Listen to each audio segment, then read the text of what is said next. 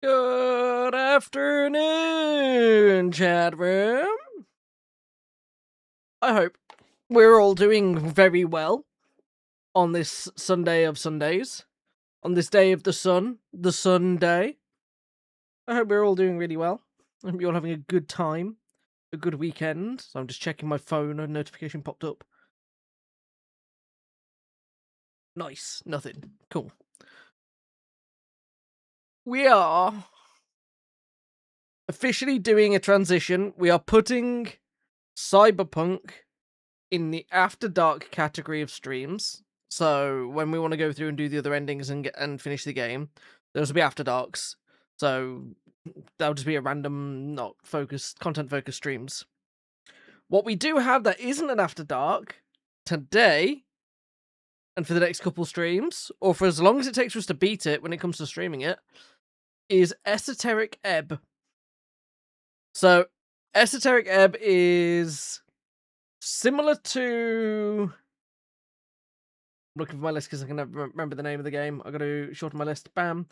It is similar to Disco Elysium. Similar to Disco Elysium. It is D&D themed. And from everything I've seen of it, looks quite fun. Now, the thing I don't know about it, and I assume, is it's not voice acted like Disco Elysium is. And I don't know if it has a dyslexia-friendly font like Disco Elysium does. But we're not going to let those things stop us because I'll just do some reading. I'll just do some slow, take our time reading for us to pick our options. And we're going to start Esoteric Ebb. This was gifted to me by one of my friends. I was talking about it and ended up buying it for me. As return for buying them Baldur's Gate 3 years ago, they bought me Esoteric Ebb. So, we're going to give it a go. I'm quite excited to have something different to play. We were going to roll straight from Cyberpunk into God of War. But, fortunately, we haven't had to. Let me just add in Esoteric Ebb as a game to follow, so I can do SO Ebb. Specific window. Not Bardcore. Same executable. Capture audio. Cool. And then we need to transform this to fit to the screen, because it's huge. And then we slap this in Game Captures folder. We've also been listening to Bardcore for the intro instead of our usual mashup music. Because I thought it'd be fitting with the D&D theme to go with what I listen to while I play D&D. Rather than listening to dance music and then having a hard switch over. So let's put that down there like that. We need to press any button. What are the options? Dialogue size. Okay, we can pick the font. I quite like the serif. It does have open dyslexic. UI size normal, colour by mode off, quality high, borderless, resolution, V-synced to 144. Okay. That was seamless. That was really easy.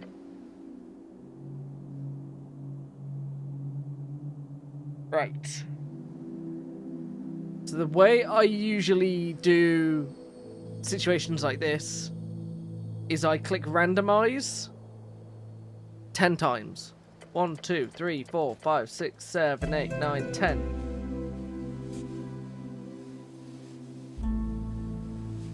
So, inevitably you end up with the wrong crowd. You quickly picked up on the slang and radical terminology, doing anything to get real friends.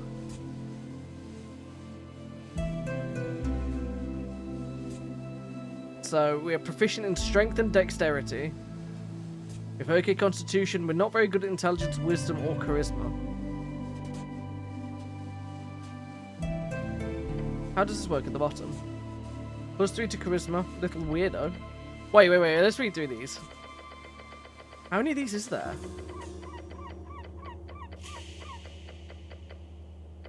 A lot. Little weirdo. You were a novelty to them, the boy who would do or say anything for their attention, for their approval. After 2 or so years, you got quite good at it. The Asgalist activist, your friends, soon introduce you to the rebellious belly of Norvik. As a teenager, you spend years spreading chaos and worse, dwarf propaganda. Local rally stopped by fascist landlords, the manifesto. What we learned from the hedonism. Uthgard recruit. Earthguard recruit. After your arrest, there wasn't much arguing about it. 3 grueling years in training drilled on the city code and virtues, but you survived. One friend.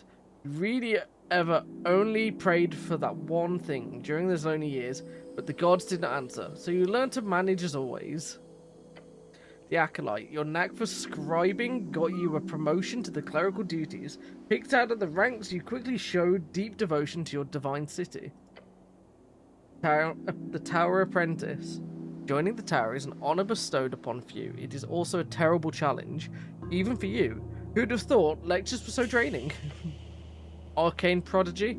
For the first time in your life, you were a natural. You always known a few cantrips, but real magic was something else. It was power. The Palace Pawn. As a rising talent, you often find yourself amidst the politicking of superiors.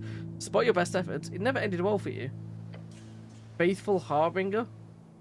There's something wrong. Prayer to a dead god whose whispers linger in the air, slowly fading. Are you isolated among your peers?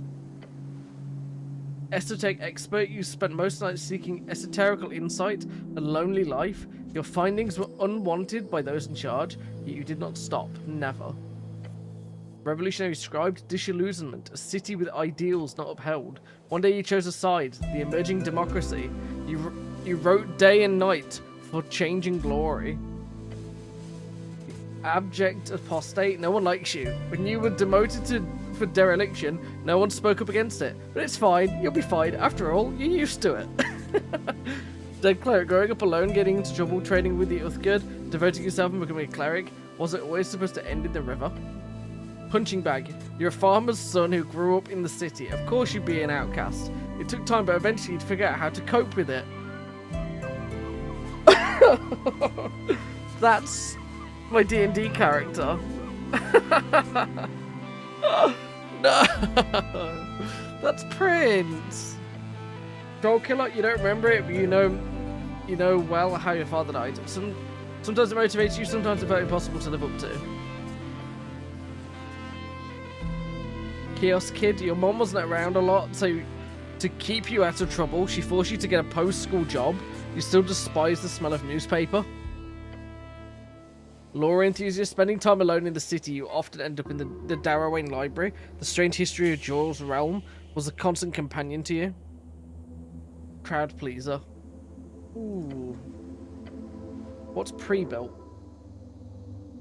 The primal cleric, the trickster cleric, the scholar cleric, the beefy cleric, or the unstable cleric?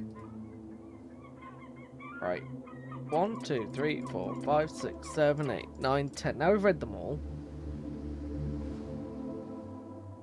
I don't like that one. I don't like that one.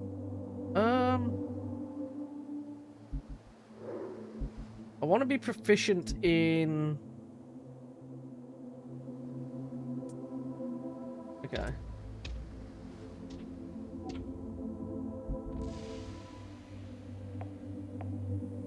Oh, you can just click here and it will tell you what they do. Okay, so strength. Every shepherd knows the song. It bellows up the river. Earth lives in the silver of land. Torn and lament folk prayer. Strength measures your natural bodily prowess amongst a testosterone-fueled mindset. As a man, it's only proper for you to hone your figure and its capabilities. But why? The search for meaning is as vital as the struggle towards competency. Luckily, you already know your cause. To protect the innocent, to lead the weak, to sacrifice until nothing but your bones hit the pavement, to literally die. Become a zealot, regain your honor, attain the divine mission. Uses: higher strength allows you to equip extra items. Be violent and unmanly, useful in encounters. Religious fervor and aesthetic nationalism. Increased manhood. What does increased manhood mean? Roll. Okay. Okay. It's imperative to simply explain to these people that they have the right to choose. Belief in oneself is just. Wealth is built from within. Dexterity measures natural reactivity, balance and poise, the haste which you express a witty remark or notice a nervous glance, and of course your ability to gracefully avoid the consequences of your actions. It's all about risk versus reward. It is that feeling of self-preservation when everything falls apart around you, to grab as much as you can whilst the grabbing's good, to progress towards a new future full of freedom. To those who can look out for themselves, can prosper and survive. With enough dexterity, you can steal anything, pick locks, sneak and dodge traps, and roll initiative and react quickly as a dashing rogue. Become rich as a Republican revolutionary. Just run away, dummy.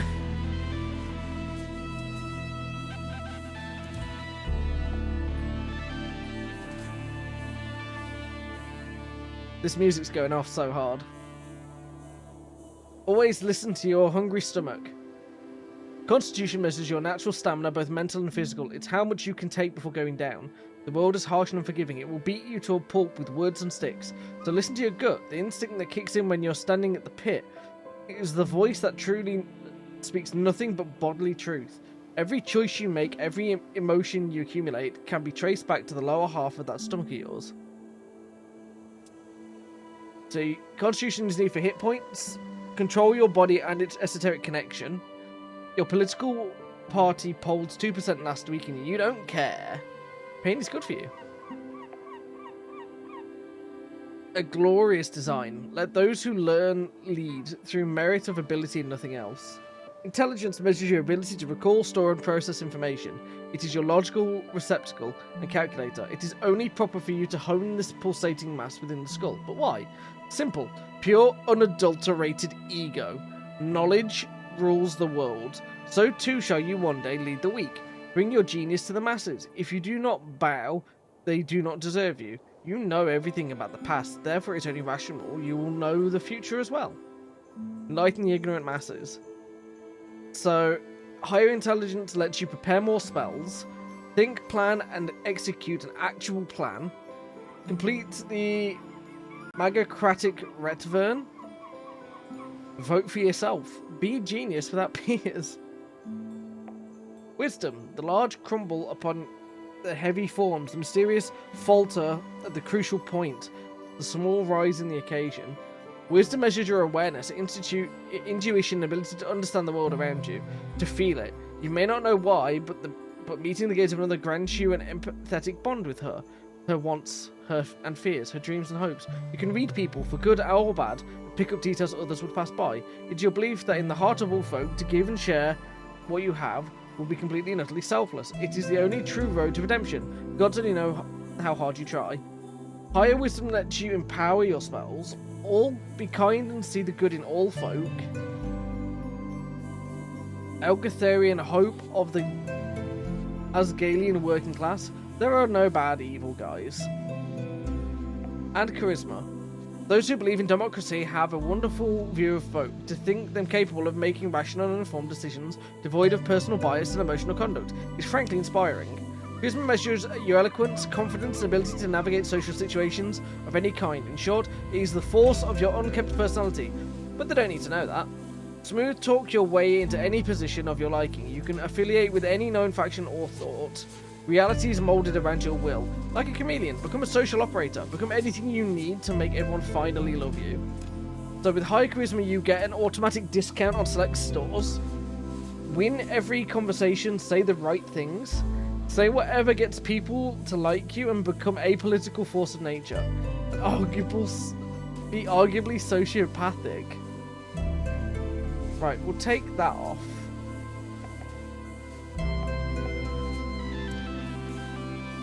Let's set everything back to base 10.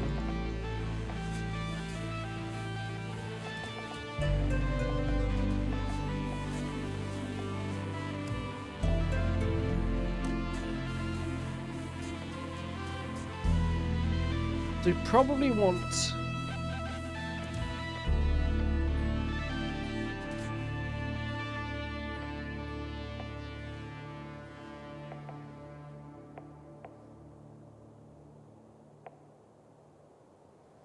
Does it automatically change it?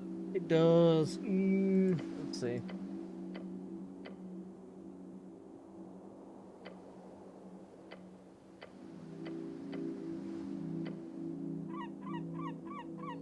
Right.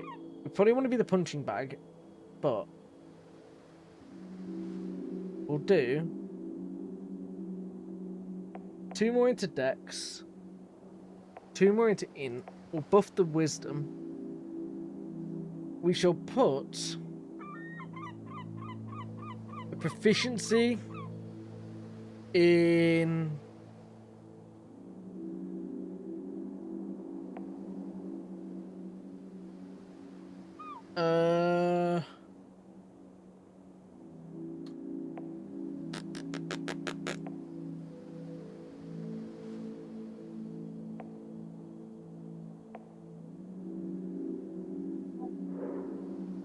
okay. We're proficient in Wisdom and Charisma.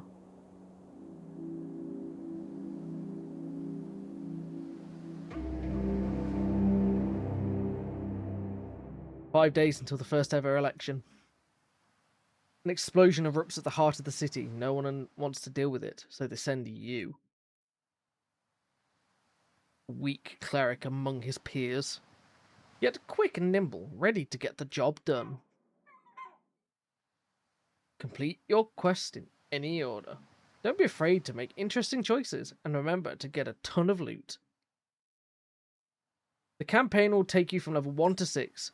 We'll play for about 5 to 8 sessions. It's been a journey to put this together. I hope you have a good time, Chris. And only 8 strength, just avoid going solo in the dungeon. Speak with the dead. 3rd level necromancy. Casting time 1 action. So burning incense. You grant the semblance of life and intelligence to a corpse of your choice within range, allowing it to answer the questions you pose. The corpse must still have a mouth. It can't be undead. The spell fails if the corpse was the target of the spell within the last 10 days. Until the spell ends, you can ask the corpse up to 5 questions. The corpse knows only what it knew in life, including the language it knew. Answers are usually brief, cryptic, and repetitive, and the corpse is under no compulsion to offer a truthful answer if you're hostile to it or it recognizes you as an enemy. This spell doesn't return the creature's soul to its body, only its animated spirit. Thus, the corpse can't learn new information, doesn't comprehend anything that has happened since it died, and can't speculate about future events. Huh.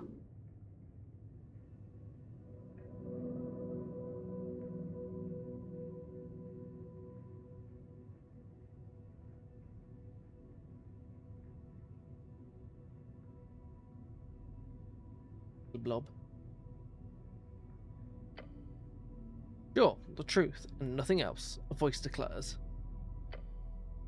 What is your name?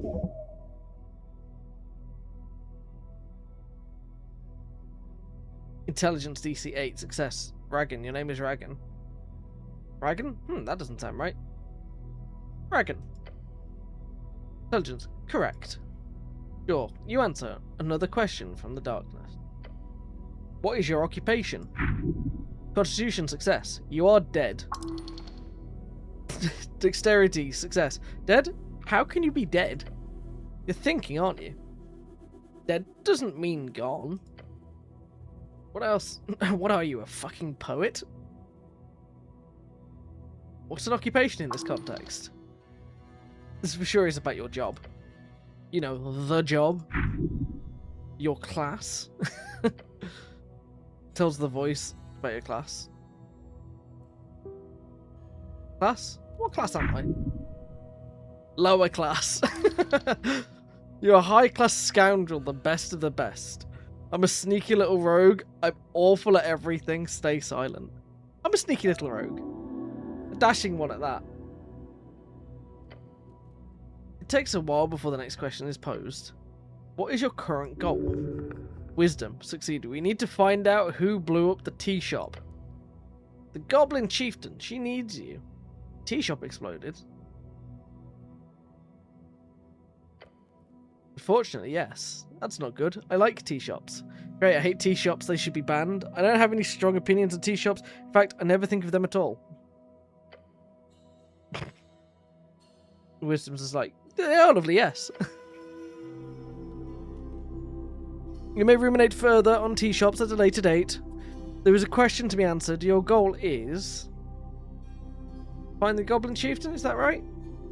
You know it to be true. No reply, no feedback. The voice says, what is your political affiliation? The question strokes your entire consciousness, sending it spinning. If you care for your fellow, vote for the Asgalists. The Asgalists? It is your duty of the powerful to lead. That is you, no one else. We've moved beyond the bounds of dictators. We are free to make our own choices, thanks to the revolutionary freestriders. Constitution elections are exhausting. It hides in the back of your skull, a fact that you are bound to be nationalist. It frightens you, the pressure.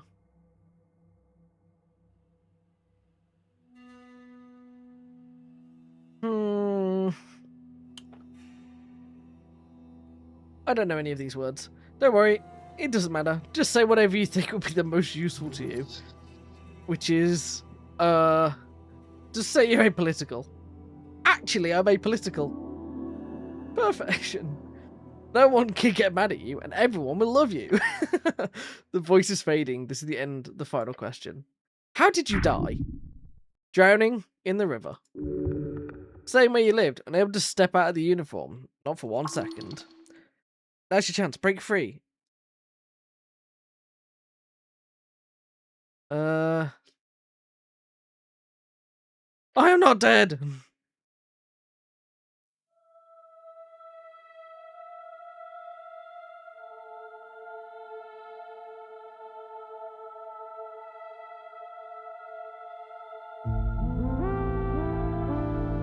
Hey, it's me.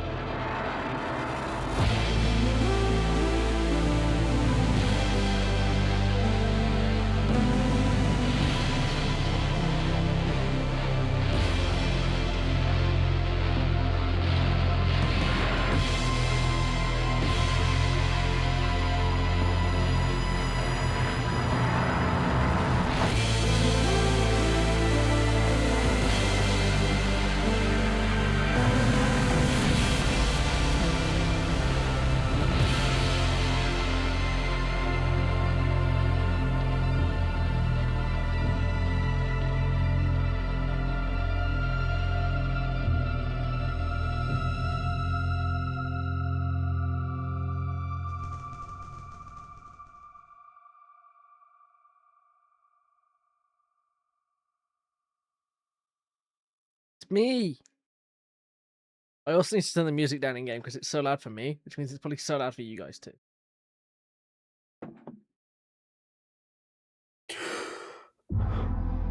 Day 1, March 2nd. March 22nd even. You. A fresh start. Wake up in the lower layer. Your body aches. It's stiff as if you slept for days. Don't sleep in the armored dumbass. You stand ready to for the quest to continue. What stuff? Your hands dart around your pouch and uniform. Panic. Sweat. No spellbook, no maze. Face it, you've been robbed. Your legs shake. Tears begin to form. Deep breaths. Your belongings are surely here somewhere. A circular stone chamber. A storage for apples and corpses. There's piles of apples. Is this Tolstad? Tolstad, a sprawling island fortress and one of 5 districts in the city. It sits in the middle of River Thorna, home of the Jaws Pillar, a sprawling tunnel network, and a water lane, the greatest trade hub in Ascani. You are on Tolstad right now. Okay. Water lane, the largest trade port in Norvik, located in a massive tunnel piercing the center of Tolstad. It is a so-called marvel of dwarven engineering, and it's the reason so many people commute to Tolstad over the many bridges. Considered as one of the great crafted wonders of the world. Norvik, the central city of Ascani and the last bastion of humanity, it was founded upon the end of the reconquest in 460 AE. 468 AE, exactly 70 years ago. Ascan, one of the 8 bands along the coast, is a cold mountainous realm. It is your home, also referred to as Ascani. The coast, also known as Jaws Realm, it is a strip of land divided into 8 bands. The further inland you go, the closer you get to the infinite waste. It is theorized to be a ring or a half sphere due to the bend of the horizon. Bands. An esoteric divide splits the circular coast of Jaw into 8 geographic areas, commonly known as bands. Each band has a unique esoteric and natural trait, and stretches from the coast to the infinite waste. Esoteric, the magic of Jaw and his strings. The coast is infused with it. Jaw? Jaw. The name of our realm, also the name of the legendary wizard who created it. He died during the closing at the end of the Gate Era. Wizard? Wizard, a book-learned arcane spellcaster, typically plays Jaw's strings by memorizing and executing esoterical rituals and chants. Jaw's strings? Jaw's strings are the ley lines of esoteric power that hold the realm together. What? What's this about? A quest? Oh yes, a quest. Earth be blessed. Earth, your god. Do I remember anything? Everything? Yes, everything is off, but your memory is intact. Your quest was given yesterday. Remember the tea shop? The tea shop? Yep, the tea shop that blew up. Easy job. You'll be done in a day or 2. Just a job? Ah, so I've done this before. A quest. Wait, how much time do I have? So to be clear, I need to figure out who blew up some random tea shop. Get experience, 5 XP. Success. Well, maybe not this particular type of job. The previous experience lies more in some basic good malicious service, as well as a few years at the Towers.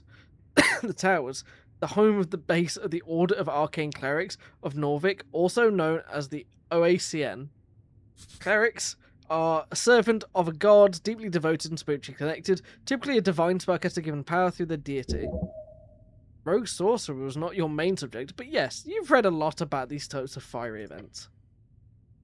They are not too common these days, however this does not appear overly complex. A quest? I like those. Good attitude. There's always more around the corner, so look out. Don't want to miss any. Wait, how much time do I have? Until the election. Duh. Which is in 5 days. Time only advances when you make new choices in dialogues. So to be clear, I need to figure out who blew up some random tea shop. More or less. Can I think about this first? Time is limited. It's just a lot to... Ooh, you feel dizzy. The weight of the Uthgod uniform, a dull pain takes hold. Your body aches. Its content rotting. You must consume an apple now. There are many apples here. And corpses. Corpses? What the hell is this place? Your stats are high or low enough, chimes will appear in your mind. They will suggest, inform, and offer unique paths. Trust them at your own... Well, I'm so very confused. One step at a time. And behold an apple. Better looking than ones in the pile.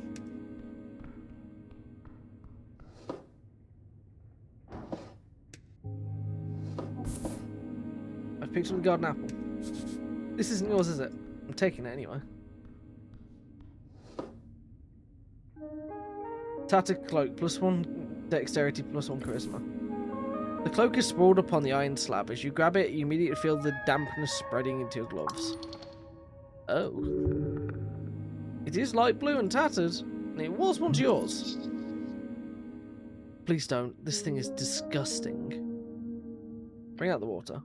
The filthy liquid falls on the floor of the stony chamber. It smells of salt water. Still quite damp. Weight in your hands. It is heavy. No? Of course you should wear it. Oh, it is the perfect tool for any decent rogue and or ne'er-do-well. So that if it's a little damp, you have to wear it. But I'm not a rogue. Sorry, the word I am not a rogue is not actually in your vocabulary. It's not in your vocabulary, actually. Please rephrase. That's not one word, though. You didn't tell me what to do. See, that's what a good rogue would say. You reach for your fancy red pouch of holding. The cloak easily slips inside into the extra-dimensional space with a satisfying... I really love my pouch of holding. Yes, you are very lucky. Think of the magic items that can go upwards of tens of thousands of crowns. Crowns, the Norvican crown, the main coinage in Norvik. Oh my god, we're in a path. The crown, the official currency of the Norvik, suffering heavy inflation during the years after Earth's passing. A meal is somewhere between 5 to 20 crowns. A cheap month's rent is 100 crowns. A spellbook is 50 crowns. An average salary outside the city is up to 300. Average salary inside the city is up to 500. Earth's passing, the day the day your god died. Norvik used to celebrate this with fervour when you were little, as many fanatics believed he would return if they hosted a truly legendary feast. Earth's passing, drink and feasting with family and friends, mostly used to ignore the darkness of winter outside. It's not yours though, it's the city's. You can't just use it for anything. Shut up, it's yours. You can do whatever you want with it. Now go, put on your cloak and rob some folk. Reallocate some resources. Equipping this item heavily or just... Right, I'm not equipping it. I do want to consume the apple though. Okay, consuming the apple restored hit points. Let's quickly just... change the music volume down. Behold, it's a corpse under a blanket. Engage the corpse. You stare at the blue rag. It's draped over the outline of a someone. See, it must be normal to take naps down here. Check under the rag. Let him sleep. You must have had a rough day. Underneath you find the cold corpse of a human. Human, tall and beautiful like yourself, known as the pest of the coast by those who are less inclined to reproduce like rabbits. Thinning blonde hair, unkempt facial hair. Yeah, this guy looks fresh, like he could just sit up and talk to you. The DC difficulty class of dice choice is determined by how challenging that roll will be for you. If you select a dice choice, you then roll a 20-sided die. If you get the same or higher as the DC, then you succeed in that roll. Examine him closer. Bro! How did I pull a nat 20 on the first roll? There's something strange here. This is no regular gentle repose. Look closer, but do not move the corpse. Harsh scars cover the skin. Sign of being either a hard worker or a careless worker litter his skin. Cause of death appears to not be directly visible. No blunt trauma either. Experience gained. Consider his age and the shape of his body. This man most likely died in a common disease or internal failure. Pretty broad and vague. Unless you're willing to start cutting, that's all you'll get. Except, there's also a mark on the right leg, a circle with a cross inside it. 300 pieces added. You recall that it is the marking of PR potential revivification. Right, this guy can be revived? Seems so. He most likely died during care and was granted immediate and gentle repose. However, he clearly did not have an RF, a revive fund, nor did he have family members with enough cash ready. Revive fund, a type of life insurance. Monthly payments are made into an account that can be used to pay for resurrection of the fallen holder, given they're under the age of 75 on human scale. Resurrection, the act of returning a dead person back to life. There are many spells to do this, from a weak revivify to the legendary true resurrection. Third level necromancy spell. If used within 60 seconds of death and the body isn't too ruined, the target is brought back to life. Hello, Emma. I don't know why that didn't go off then. Was not found for channel points redeemed by... What the hell? Good old Austin, good old Texas boy was not found for channel point events. TTS redeem. What? 1 second, let me figure that out.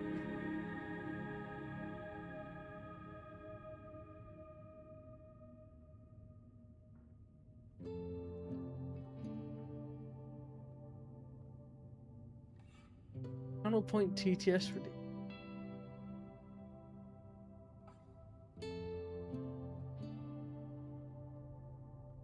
That was odd. Why didn't that go off then? Voice A-list is test. Settings. That was so odd. I've never seen it just not do that before. Voice A-list is test. Alice, Arthur, yeah, he's there. Oh, have I... Oh, 1 second. I've removed some voices. And I bet they don't exist anymore on here. Let me have a look at what voices I have on here. I might have to do some adjusting. And then I'll rerun it for free. Voices. My voices. Annabelle Austin, Cowboy, Alice, Northern Terry, Clown, Emma Adorable Upbeat, Elijah Boone, Joel Sargent, Arthur. Where's Austin gone?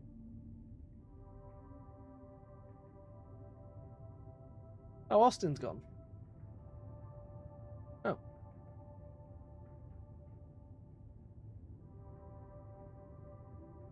Oh, we can add more voices though. How do I add more voices?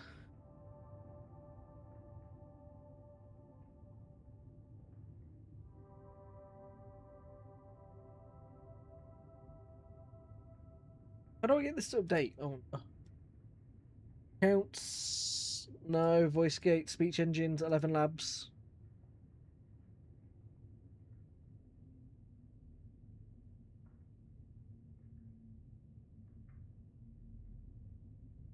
Oh, because Austin's V3 now. The one in Turbo. Austin V3, Turbo 2.5. Okay.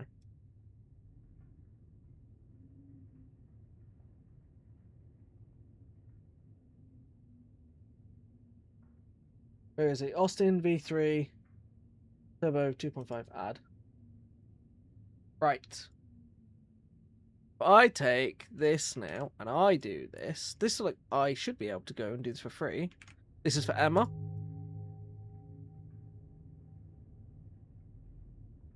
Cowboy Bob VF Multilingual V2. God, come on, Cowboy Bob. Cowboy Bob, Cowboy Bob, Cowboy Bob. Where's the new Cowboy Bob that I need? Cowboy Bob. Turbo V2? Add.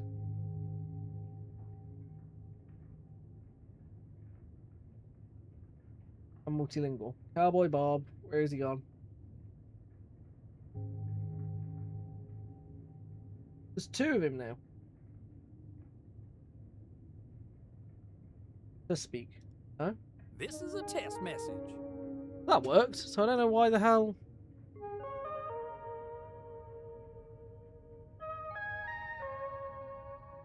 Where's random gone? Random voice. Oh, that was weird. Try one again. Quack. There we go.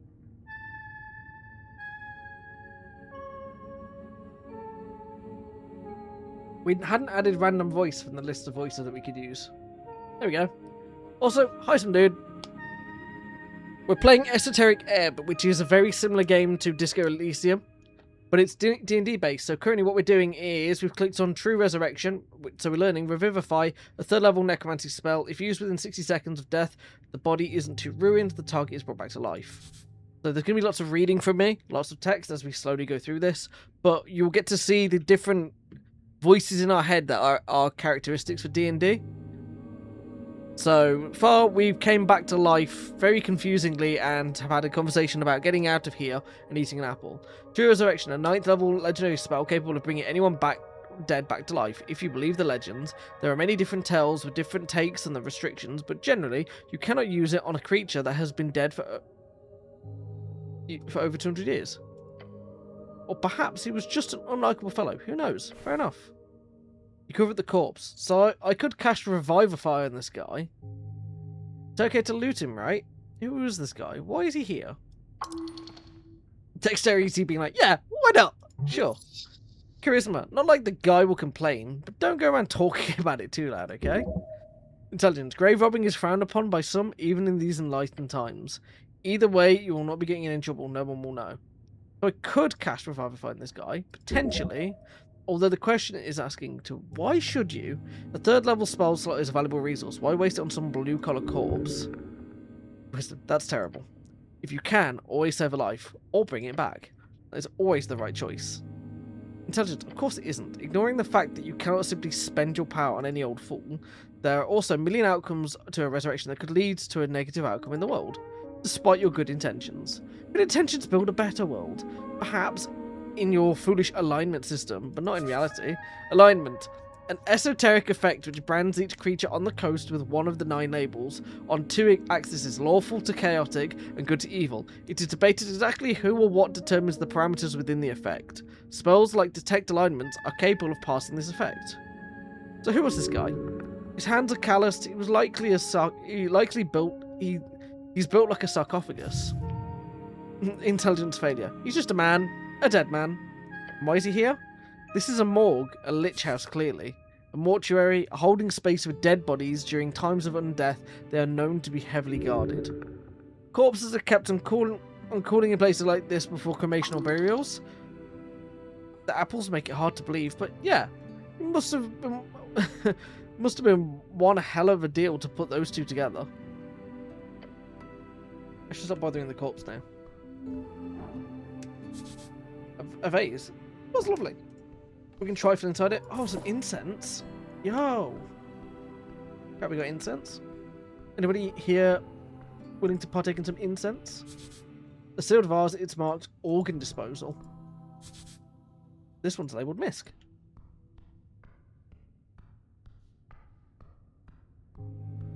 What's in this? Anything? No? Air is cool in here. Esoteric effect. God, this game really likes the word esoteric, doesn't it? A very important piece of paper. Trifle through it. Voting card, -1 intelligence. This. A divine shrine covered in apples. The shrine of earth. The runes fill your senses as you approach. The colour is faded. This monument is hollow, void of all life and divinity. A sacred shrine left in this state is an insult to Earth and all of its people. These old things are still around, huh? These rare? Can I pray here? Indeed. Yet you are very much aware that this is not the worst you'll see. You have to fight hard to keep Earth's dream afloat. This city is lost, but it is not yet lost. How poetic. You're also aware the city is very much in need of change. Change from what? An honourable lifestyle? A peaceful city for humans to prosper in? Change from stagnation, a mire of decay. Earth's crusade brought triumph. The corruption brought after his fall is due to exactly that kind of filthy rhetoric. You're certainly allowed to be wrong in your opinion there. Stop complaining. It won't solve anything. I'm going to remove the apples. It does not take long for you to move some of the nasty apples away from the front of the shrine. Small improvement, but big in the heart. There's old things are still around, a remnant of blindness and decay. Hard to let go of old national pride, but progress will always lead the way. Are these rare? No, you will find shrines like this all over Norvik. Can I pray here? To what exactly? To Earth, of course. There are many gods listening to our prayers always. Just remember that they might not respond so clearly. So I could pray to some random god?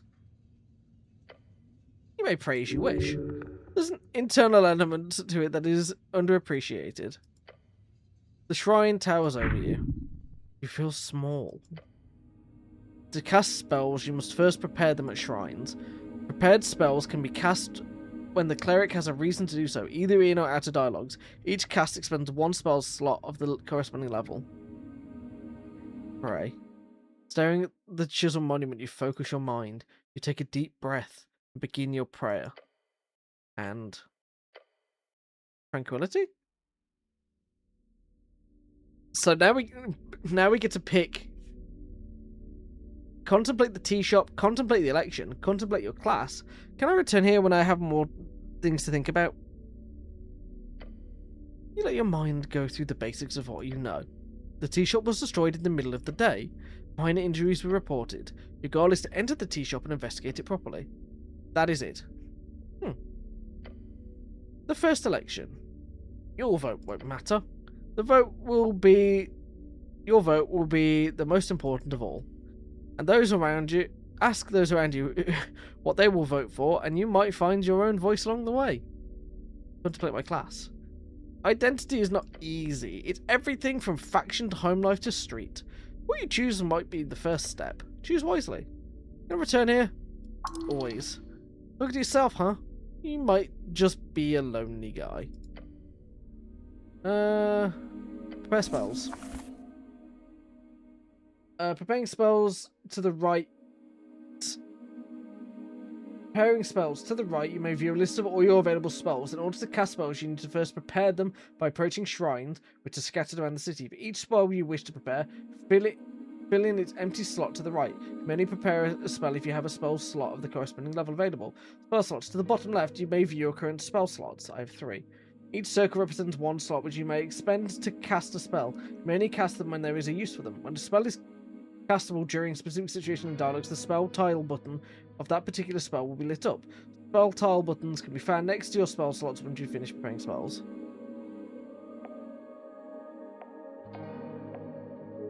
So I want to prepare cure wounds.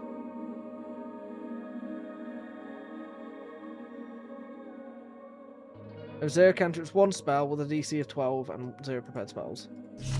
I have 1 prepared spell. Divine Scripture. Where it does not belong. A pile of apples. Engage with apples. You stare at the pile of apples. Apples are good for you. These apples are not in pristine condition. Should these be stored alongside corpses? Could I eat my way through this pile of apples? It is not really a question of could, it is a question of do you have the time? You are not capable of carrying such a tremendous burden. It would be greatly beneficial. Don't waste your time here. At the very least, don't eat the less fresh ones. Ability checks. Roll a d20 with your modifier to get a unique outcome. DC class difficulty is often impacted by your choices. A lot of apples. Remove the bad apples first.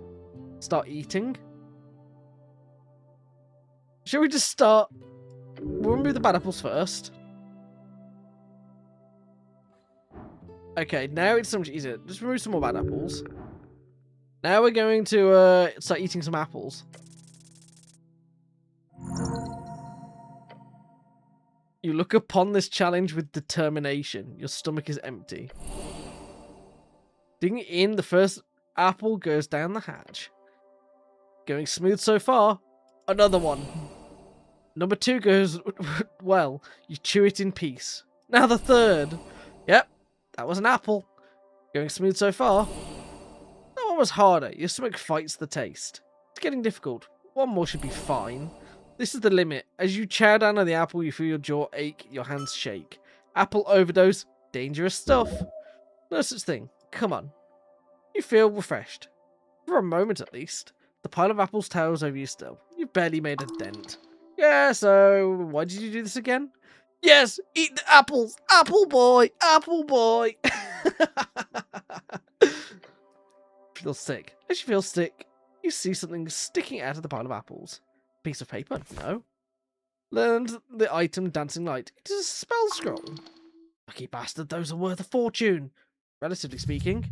The scroll is just for a simple cantrip. Oh well, you can quickly memorize the scroll, consuming it into your psyche, as you always do.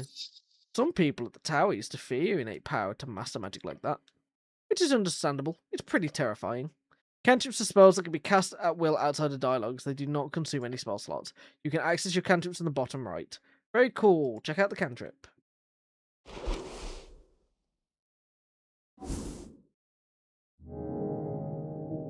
Oh, okay. Resting trees. Depth. Spellbook. Dancing light. You create a torch-sized light within range, making it appear as a torch, lantern, or glowing orb that hovers in the air for duration, whichever form you choose. Yeah.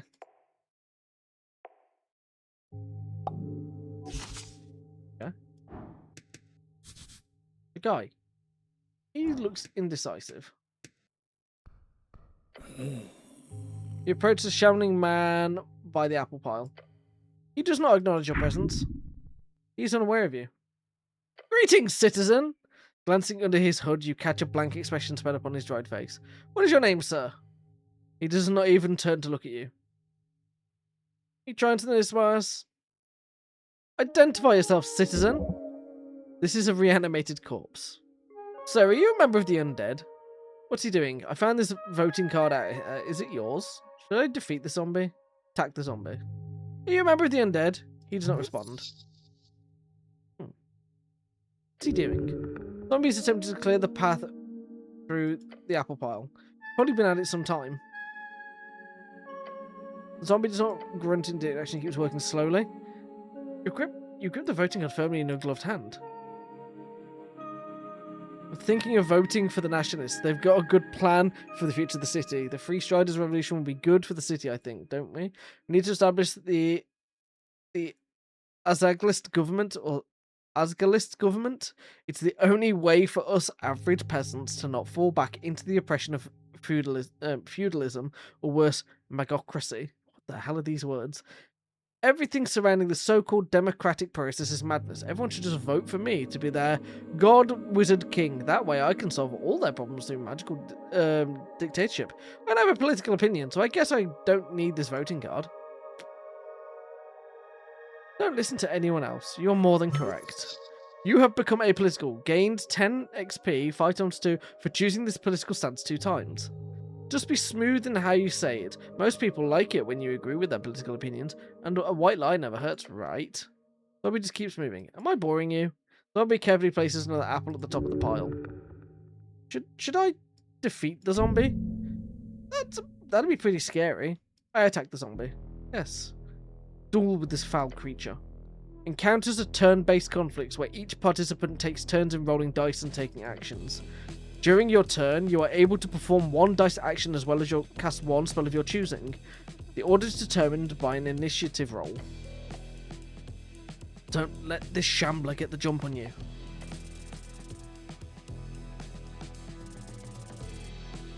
You rolled 13, so we go first. Fight! You're quick, you've got this. Your turn, show no mercy.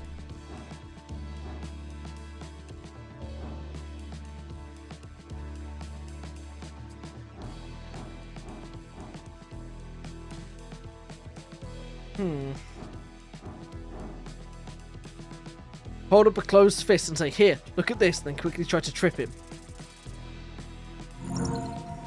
It's a success. Your sneaky maneuver works. The zombie turns his gaze towards your fist and then, with a quick whack, you get him to stumble backwards. There you go. The slow zombie just stands there. Oh no, he's reacting. It's just taking some time. The zombie is hostile. This undead abomination must be apprehended before he causes damage to innocents. Does this include you? Grab him, get his arm, switch gears, try to manipulate him.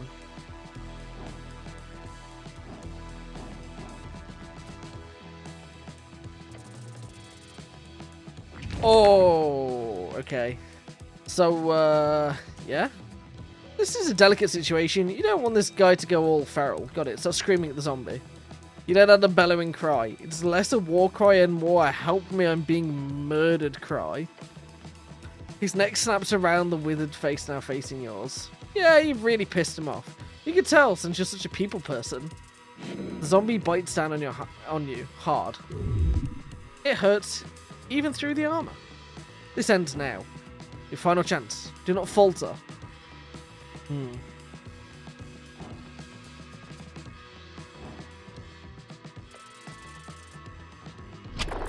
Ooh, we found a sucker punch. Strength, knock him out. Knock. Success. A second level transmutation unlocks things. The definition of locks has been stretched over the centuries, but the spell works on most closed containers or entryways. No. Your powerful Iron Fist seemingly gets no weight behind it. As it hits the zombie's hide, it feels like hitting a damn wall. Your fist cracks. You hit a bad angle on this protruding ribcage. Great job. Zombie appears unmoved as you stumble backwards. It is no longer hostile to you. Did it take pity on you? You and your violent ways? Ow.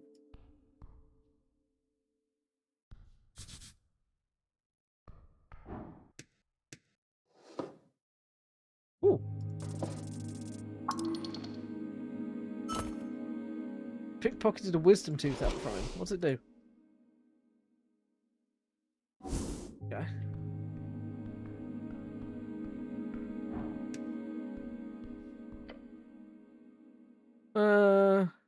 I can't heal here. I have... What's Shield of Faith? Takes you from damage? Oh. Surely I can just prepare both of these, because I've got 2 spots. And a cantrip.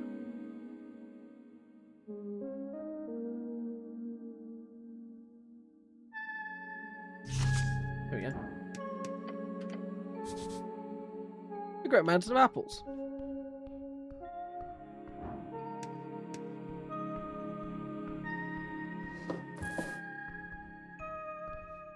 We lost our fight with the zombie straight off the bat. That went well. What if, hear me out, we just left? Assume. Recover first level spell slots. +1 dexterity minus charisma. Minus intelligence. I can't consume the tooth. But I have a wisdom tooth. Spell slots, depending on your cleric level, you only have... Oh.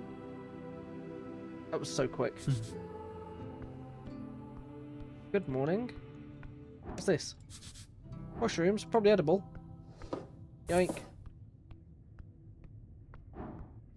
Hello. Biskin, local mortician. Intelligence, behold. 9. Pale man handles corpses in a basement. Typical self-employed contractor. Okay. Pale man sits hunched over a stack of forms, busy at work, his pencil slowly filling out line after line. On top of paper, you see an icon of a serpent drake. The Great Perch, these are official documents of the city.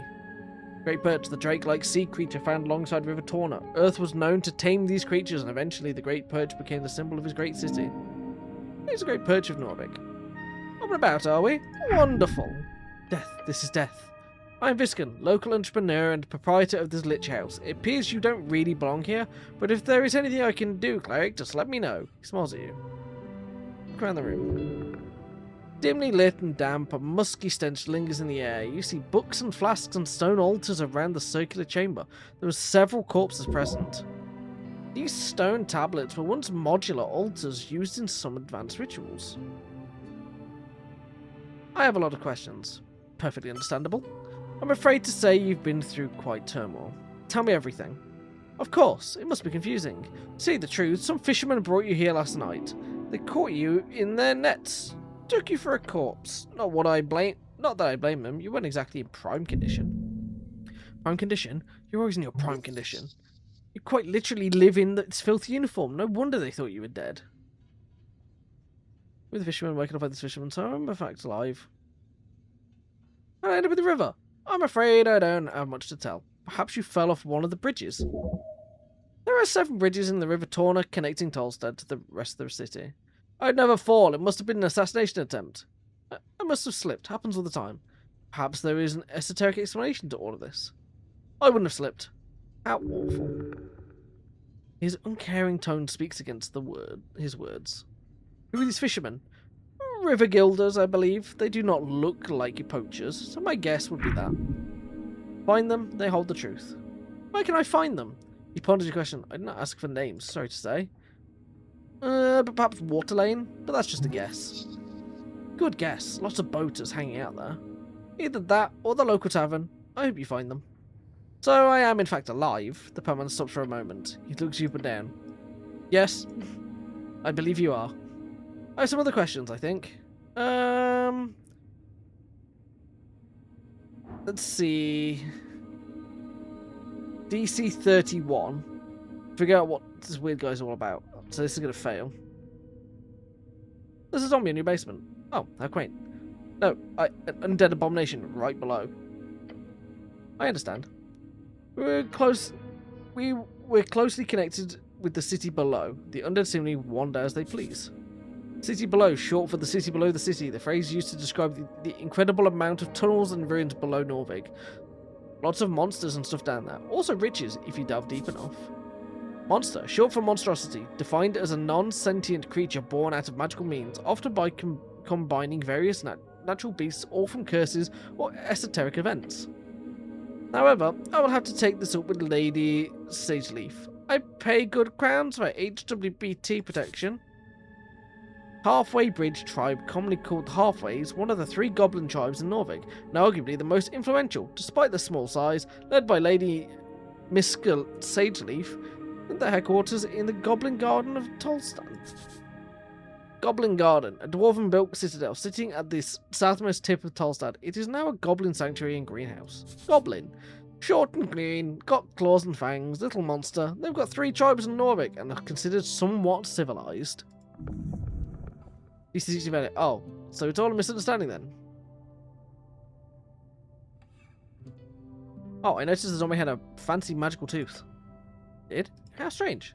Batman gives you a sideways glance. How do you notice his tooth? Not sure, it just sort of called to me. Of course. Yeah, it was pretty deep in there, but I got it out. Of course. Well, I hope you make good use of it. Magical items, even minor ones, can be quite handy. Do you think I should put it in my mouth? You see the type of panic a parent gets when their child is about to eat a shard of glass. No. As a former dentist, I recommend you do not. Show him the tooth. It has these strange esoteric marks on it. Do you know what they mean? He glances at the yellow trinket in your hand. Those are glyphs of Nimmenberg. Nimmenberg, a legendary arcanist who built the Undying Legions during the Coastal War, often called the father of modern necromancy and its many practical applications. The Coastal War, the Great War, a conflict between the Arcanists of Reeds, as well as every other nation connected to them across the coast, a horrible waste of human lives, which claimed millions of lives. There was no honour in this fighting, that you know. The Reeds is one of the 8 bands along the coast. It is a temperate land of lowland and many lakes, commonly seen as the homeland of humans. Large portions are still cursed, holding entire undead cities, eternally burning valleys and floating mountains. Necromancy. Although in your hands it is no more than a common esoteric trinket, I assure you. I kept moving apples down there. Oh, the apples? Fascinating behaviour. He does not appear very fascinated.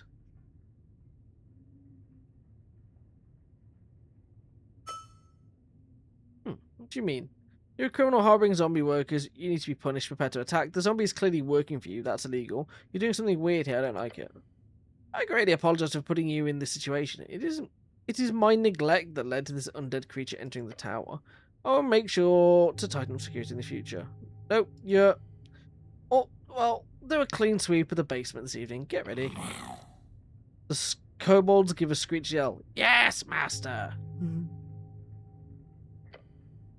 We'll also make sure to report this both to the HWBT and the militia. Clearly doing something shady here. Of course, I'll be sure to ask for a thorough inspection by the PCG, Pest Control Guild. Pest Control Guild's one of the oldest guilds in Norvik. They are supposed to keep monsters at bay and clean up any unwanted critters across the city. These days, they are so bogged down with the requests from citizens in the city that they usually have backlogs for months. If there is anything unbecoming about my business here, it shall be uncovered and unveiled. Holy shit, he just keeps going. Thank you very much for your service, Cleric. It is because of great men like you that the city still stands. I'm sure a good word to your patriarch will assure a promotion of some kind as well, especially with the great work you're doing in this tea shop. This patriarch, a top clerical rank in Norvik, different from Lord Patriarch, which is the traditional administrative leave of the city. Only about a dozen men currently hold the rank. They manage to select a section of clerics of the towers. The commander of the city forces and top cleric beneath Earth. The title is approached by Earth. Magistrates. I'm good. We're just going to skip through the palace. Palace district. I just want all the knowledge. D20 -1 charisma. Resist his incredible ornate power. Let's try this. Oh, as the pale man blabbers on, you attempt to gather your thoughts and make some kind of point. Come on, just open your mouth and say something. I think that I agree, and whatever compromise we do end up at, I feel lucky to have had your expertise here this day. Who knows what would have happened otherwise? Just say it! Yell, I'm trying at the top of your lungs. Your screech echoes through the chamber. For the first time, you see a genuinely baffled expression appear on his face. He keeps staring at you for a few uncomfortable seconds. Then he says, Cleric, with all due respect, perhaps you should see a professional. His comment hits you in the heart and soul. How man has an overwhelming authority. Yeah. It's not going to work. It will never work. It's a 31, but I still thought I'd try. You glare at the pale man who keeps working on his documents for approximately 2 minutes. Eventually you feel stuck in your thoughts. I don't mean to imply I know more than an honourable Uthgod member, my good cleric. However, you must certainly have more important things to do on a day like this. He's correct. Maybe you can get back to this later. Some dice checks are locked on failures and can be attempted again later. These checks are unlocked on a long rest or short rest or by spending shards of jaw. But a roll with a very high DC should probably be lowered before attempting again. Hit it again. I require assistance with some things. Of course.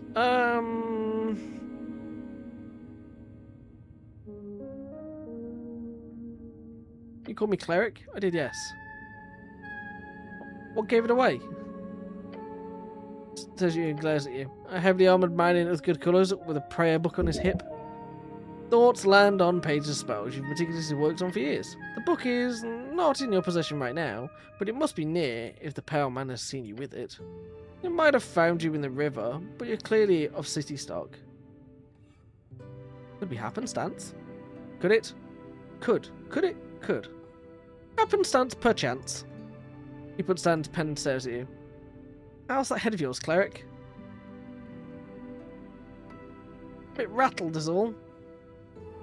I am the cleric. Good for you. An example of the sarcasm thing mentioned before. Thought I'd love to ask what type of cleric you are. Type? Yes, if you are a clergyman, you might run a congregate for a local religion or deity.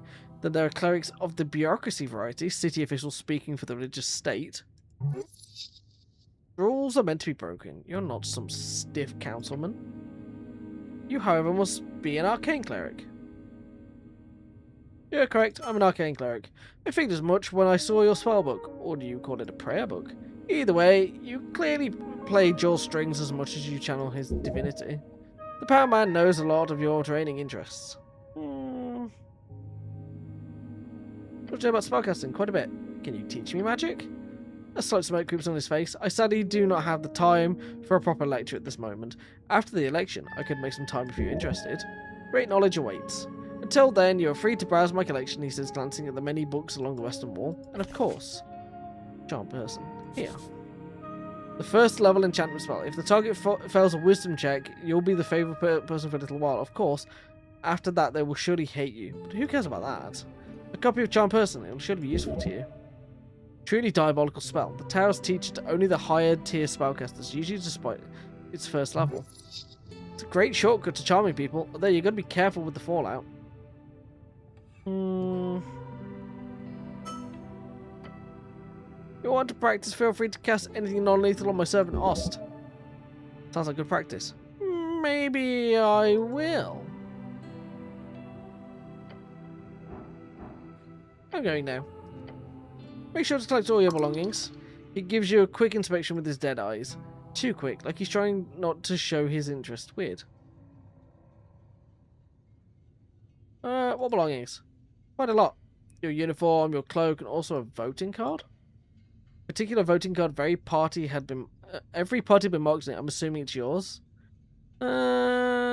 Possibly mine. Perman ignores your comment. I asked Oz to lay the surviving pages of your spellbook to dry over there, he says, which across the chamber. He then looks at the pocket watch on the desk. There's an esoteric pocket watch. You may have it, cleric. It will surely prove useful to you. An area overtaken by esoteric magic, exceedingly rare along the coast. The further inland you get, the more common they are, with the infinite wastes being theorized to be filled with nothing but. Inland, a term for travel towards the endless waste away from the coast. You have any weapons on me? None, I'm afraid. They must be at the bottom of the River Torna. Good, you don't need arms in the city, you need heart. Got it. Perman turns his face towards you and smiles. Natural. For only every government employee here is devoted as you, cleric. He gives you a good still expression. Good luck in your quest. His words burn a hole in your heart. Leave now. Explore the city. You may be faster by running. Do so. Either double click or hold shift and left trigger.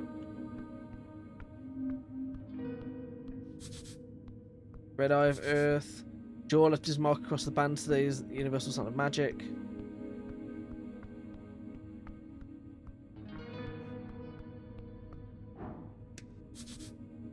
You'll fight one day. Anything on them?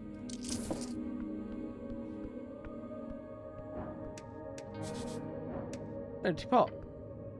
Look inside, you find this pot to be empty. Most contain strange herbs or ashes. This one does not. The pot was recently emptied. You can still see remnants of dust at the bottom. Not corpse dust, is it? There is fear. You must grow sturdier. You hedonistic fool. Pray the stomach dies and lets the mind work without. Leave the pot alone. My stuff. My stuff? The stone slabs are designed to slide along the iron beams. Interesting.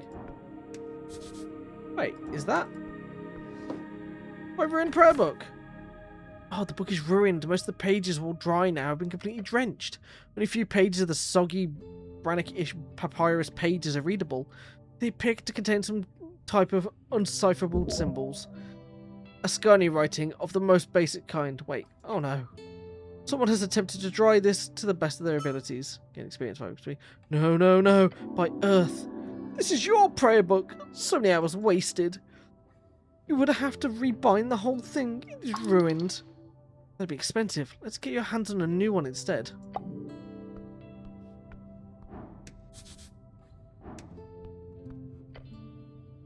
Flip the tome open. There are fine and handwritten letters scattering across the pages. You can read these symbols, but they are in old draconic Diminorium, common language of man spread across the coast to become the Linguina domains in the trade of politics. Okay. I'm going to quickly just blast through these. Free Strider, Free Cities. Let me read it. Right, I need to get my hands on comprehend languages. You do. It's highly annoying that they seem to have lost your memorization. Find a spell scroll, maybe. You could buy it somewhere. It's fairly common. Can I try to read it? No. Okay, Coastal War again. Arcane Era. Arcanists. Diminor. Continue.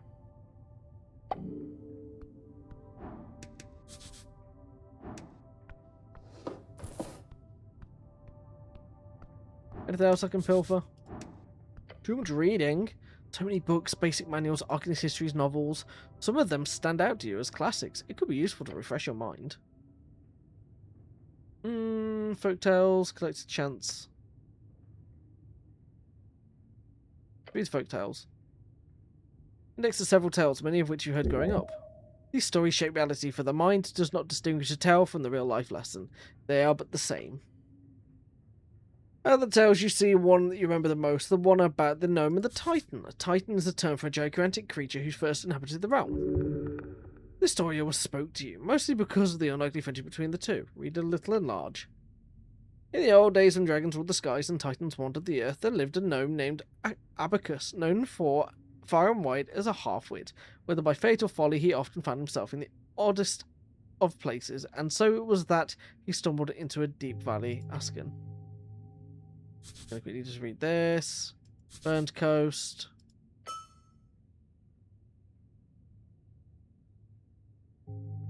We've already nearly leveled up. We're like 1/3 of the way.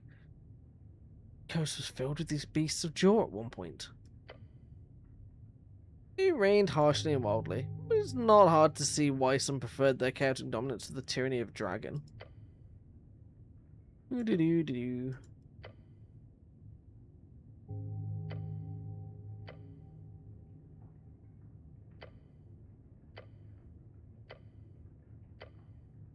One of those classic stories every child in Asken is told growing up. You shut the book, looking upon the title once more. Folk Tales. Return the book. Read this one. I'm just going to speed through this. Take a look at the first page. At the page I shall endeavour to recount the journey of a mind born with greatness. I don't think I should have read this one. Making himself out to be an underdog.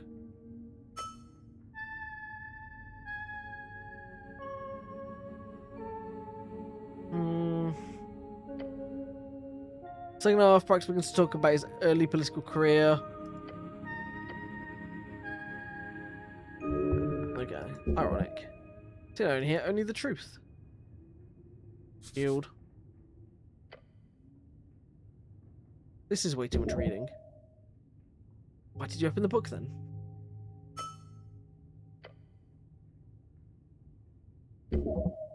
This is a printed edition of Pill's work, but still old. Probably came from the earliest Norwegian printers. Let's go drink real quick. Ugh. On the first page of a short message is a hand-scribbled message. Is hand-scribbled in the corner. My beliefs lay in the collected humanity of Norvik.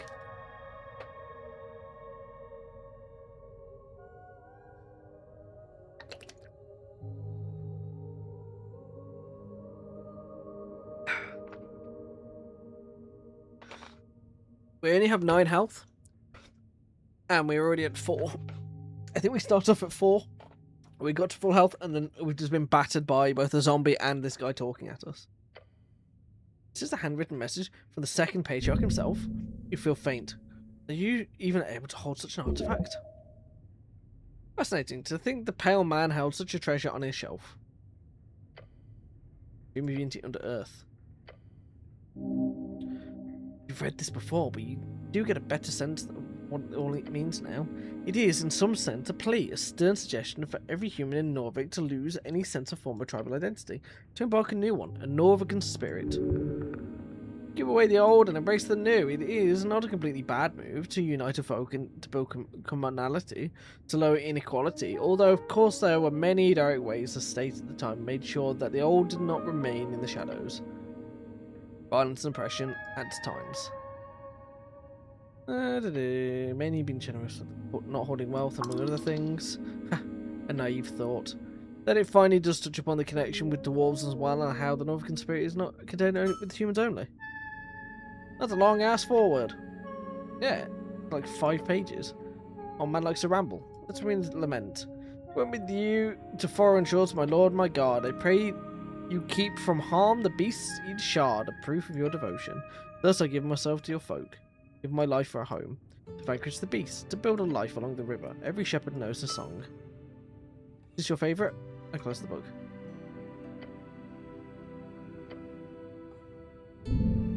This book does not deserve your toxic present. If you were stronger, more capable, then perhaps you could have carried that weight. What? You really wanted the book? One day it could be yours. It's very confusing. I'm just putting back the book. There's some issue with stealing going on here. Just ignore it. Let's forget this for now. I'm not stealing the book.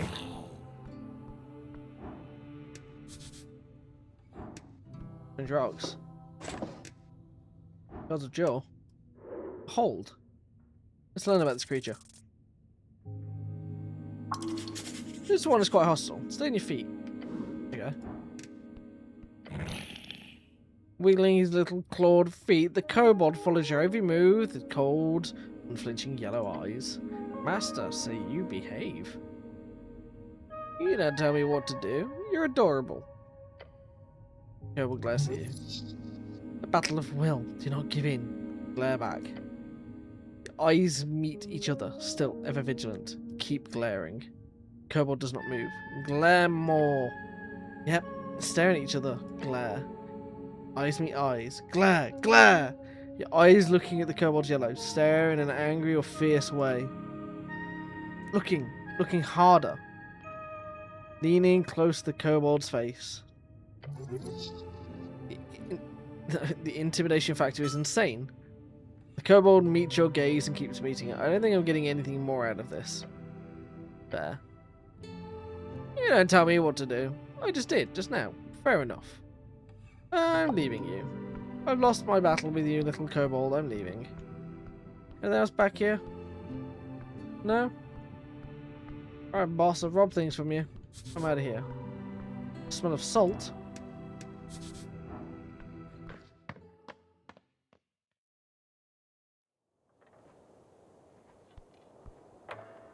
Oh, there's gonna be like so much reading in here, isn't there?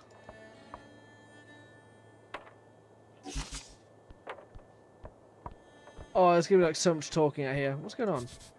We're at work beneath Asgul's green banner. Inside this old vase. Incense. Alright, fellas. We learn about this guy. Not a lot. He stands by his ideals with gut and little else. Around the amphitheatre scene, you see a number of dwarves hard at work. They're constructing a banner of some kind, carrying a bright green flag. The banner of Asgul, the fool. One of these dwarves stands to face you with a furrowed brow. He appears to be in a staring contest with the orc on the other side of the theatre. Oi, Mr. Cityman, he calls out as you approach. We've made it clear already, we're not moving, not one bit. He shoots you a shit-eating grin. That's no way to greet the cleric of Norvik. Oh, is that so? Guess you know I'm supposed to grovel. That'd be nice, thanks. You lean a little further into being a cleric. Gained 10 XP 5 times 2 for choosing this class. The dwarf. With stout short hair, he loves to dig and build. You know, the drill. Heh, drill. They built most of Norvik and have a long history with the Earthfolk. The people of Earth, the ancestors of those who reconquered the Ascan coast. True mythological heroes. No, I don't see why I would. You hear the other dwarves laughing behind him. Nothing illegal going on here. Nothing at all. He's only saying that because he's had to defend himself quite a lot lately. Great. I was wondering. Looks at you up and down. Yeah, okay, great. Very great. Now, who are you? Name's Azolf of Barnhem Rivers, foreman of the Asgalist movement of Norvik. The workers who built the city want to rule it. Seems only just. Their vision is of a fair and even society where those who live underneath rise up and show their worth. After all, why can't we share? He's done more good than all of you, Earthguard combined. A true speaker of Asgal. Yeah, that's a lot of good. See me exaggerate. He gives the older dwarves a stink eye. I'm also not in any way proud of my heritage. Nobility is just a poisonous hierarchy.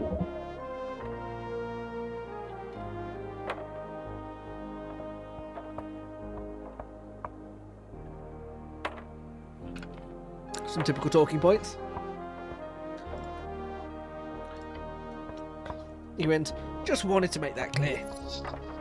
Don't mention the whole noble thing and just piss him off, unless you want that. Your boy's setting up a play or something? Play? He spits on the ground. We're holding a rally for the cause this evening. Workers across Tollstand will gather here to hear the words of Asgal. And turns towards the orc. And no one's going to stop it! Agent Vera. You hear laughing come from across the theatre. Papers, Alphars. He grumbles and turns back to you. So what you want?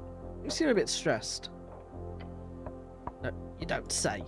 So, it is the forenoon, I get the lads together, and when we arrive, that accursed woman is standing here. The dwarves shudder.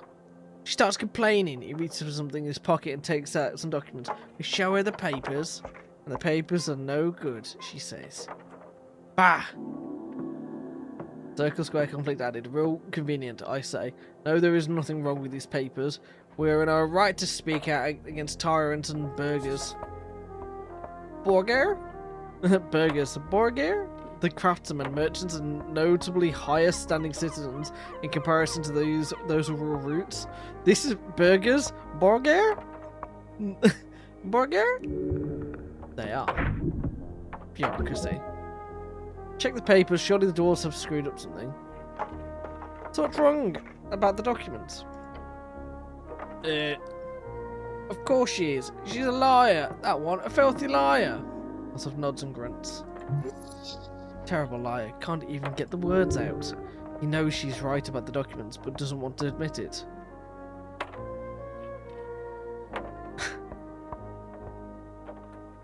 Isn't it all a bit macabre to hold a rally on top of a morgue? Morgue? The dwarf grumbles to himself and glances over to the Lich House stairs. I thought it was a dentist! A fair assessment.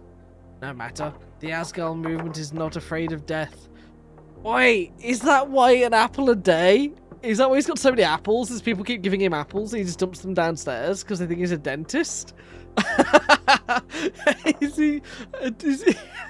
He was a dentist, so people keep giving him apples, so he's dumped them all in the basement, but he's a Lich House. Yeah, off the woods. You big words, asshole. Wolf grits his teeth. Damn walk. Can I see the papers? So this is a moderate success. Construct an argument as to why you should get the papers. That was a good success. Just tell him that you're an expert and that you're on their side. I'm an expert. Are you now? Yes, and I'm on your side. Maybe it's... Are you now? I hit him with... I'm your best shot at getting out of this. The dwarf grumbles. His eyes go on from you to the orc behind you. Fine. The dwarf sighs and grabs something out of his pocket. Item PPG documents. He hands over the scroll. I trust you with these documents, city man. Oh boy, if you hand those to the orc, this could all be over right now. Tell us where we're in the wrong, I dare you. Because we're not. The older dwarf joins in. Take a step back and check it out. Let's see what's actually going on here. You can examine certain items in your inventory to access unique dialogues. Okay, I'll take a look.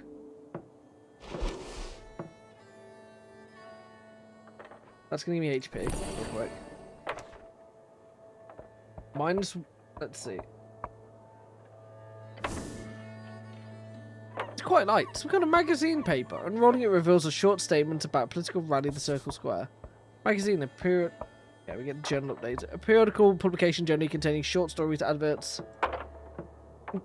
journalism and/or erotica. Permission of public gathering accepted. It says in big letters at the bottom, followed by a signature. Talstad Magistrate Nicholas Darrow. Darrow, one of the original Ulthfolk houses to found Norvik with Uther. Their bloodlines can still be found in high positions all around the city. The actual text uses an archaic and typically bureaucratic styling.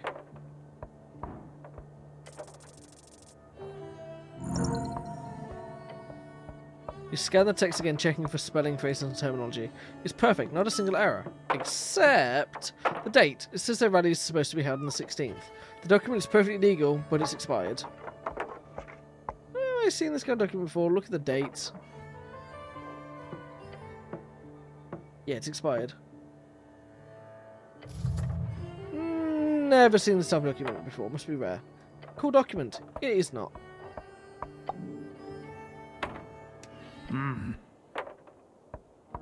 What do you want this time? About the rally. I checked out the papers. The papers are fine. You guys are in the right. Actually, I don't care. Yeah, those papers expired like last week. He takes the papers and shakes his head. With a groan, he mutters, I know, but the date is just a mistake, you see. I personally had this signed by the magistrate 2 days ago, after the supposed expiry date. You should have checked it more carefully. I did, when I turned in the application. This error only appeared in the document I got back. I'm not at fault here. Bah, the door shouts into the amphitheatre. It doesn't matter, whether Darrow fucked us or not, we're here and they can't make us leave. It gives you a menacing glare, and I hope for your sake you're not the sorry lad she's eyed do the deed.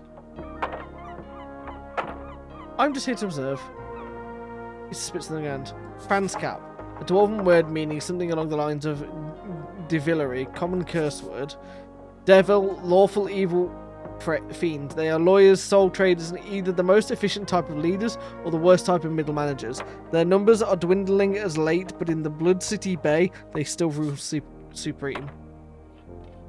Blood City Bay, the most populated city around the coast, built upon the corpse of Gregorian the Great and Terrible, a sprawling mess of wooden walkways and buildings carved out of the calcified remains. Once famous for its fleet of airships deployed during the Coastal War, known as the origin of the Industrial Revolution.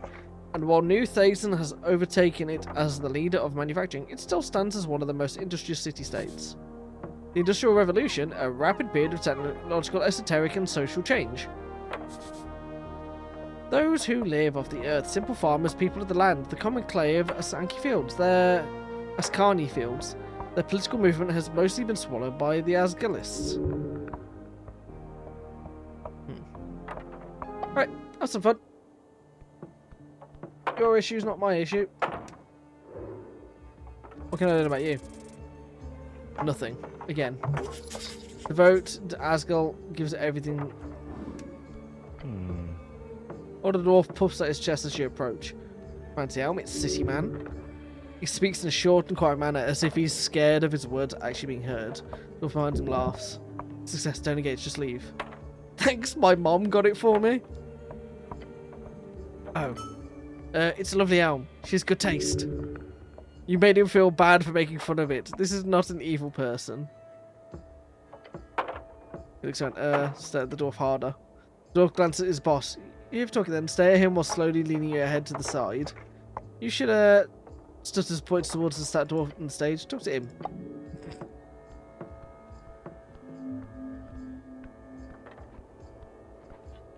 Actually, so funny that we can just, like, stare at him.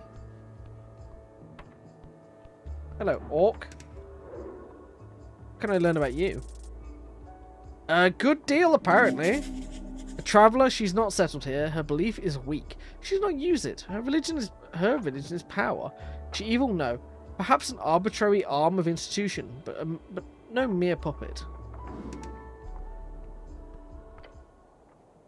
On the edge of the ruinous amphitheatre, you see an orc sitting on one of the many loosened stone blocks.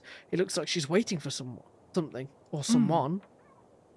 Exuding an air of authority around her, the large woman gives you a weary smile. Her tusks are gleaming. Not just physically imposing, this orc knows how to exert power in other ways as well. You spot the merchant's mark on her jacket sleeve, a heart with the initials of the Norvican Freestrider regime. What's this? Not often we get Uthgard around here. You sure walk around like a damn advertisement with this drab uniform. She presents her palm to you. Vera is my name. I am second in command, guild agent of Tolstad. Nice to meet you. Be nice to her. She's a freestrider. Make sure she knows you're a cleric. Do not grab her hand. It's not what that is. I'm Reagan. I'm Helm. I'm the cleric, actually. Hello, Reagan. She shoots you another smile whilst patiently waiting for you to say something. I'd like to know more about you. Little old me, I'm an open book. Where are you from? She doesn't answer at first, instead she looks away from open smirks. She's thinking of messing with you. You mean because I'm an orc I can't be Norvican? She says, looking at you with a still expression. You know what I meant. I do, she says, giving you a warm smile. I'm from Blood City Bay. I ran with the war bands when I was a girl. Took me all around the coast, she explains, far from the cursed plains to Fell Tire. We were hired during the Third Revolutionary War in Reeds. When it was all over, I stayed behind. As she speaks, you see her eyes glimmer. Those were the days. You're a strong and physically imposing woman. Attempt to flirt. Let's go. She covers her mouth and tusks with a hand.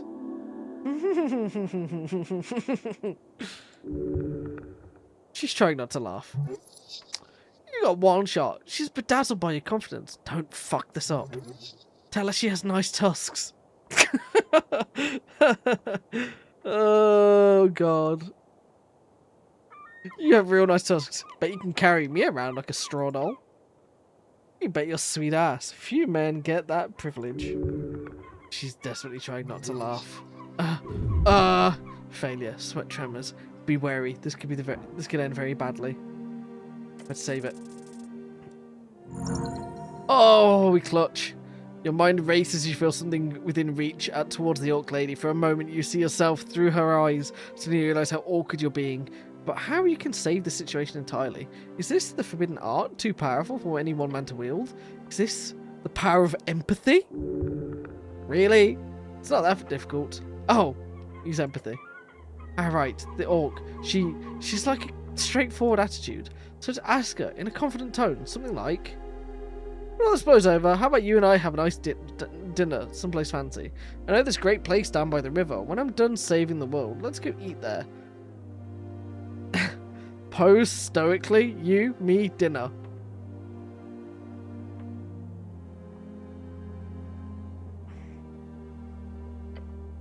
The orc chuckles. I'm curious to see what's underneath that helmet of yours. Fine, human, but after the election. I'm quite busy until then. Score! Anything else you wanted? Are you working for the Free Striders? I don't work for the revolution. It's just a revolution. You fool! You knew that! Maybe? I work for the Escarni Reed Trading Company. Escarni Reed Trading Company, one of the many branches of the expansionist organisations along the coast. We promote the Free Strider ideals in the Ascan. Currently, we focus on making sure the election process goes smoothly, along with other economic concerns. I enjoy working for them very much. Perhaps not so much on slow days like this, but alas. I don't really know any of this. You see, I'm apolitical. Apolitical?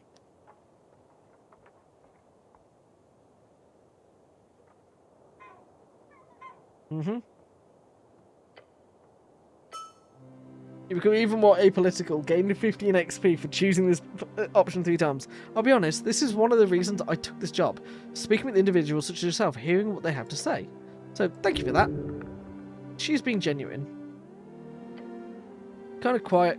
My kind is quite rare, she mumbles, her gaze trailing off towards the horizon. Some sadness, loneliness. You feel terrible for her. This occasional comment does sting a bit. I've gotten used to it. And nice of you to ask.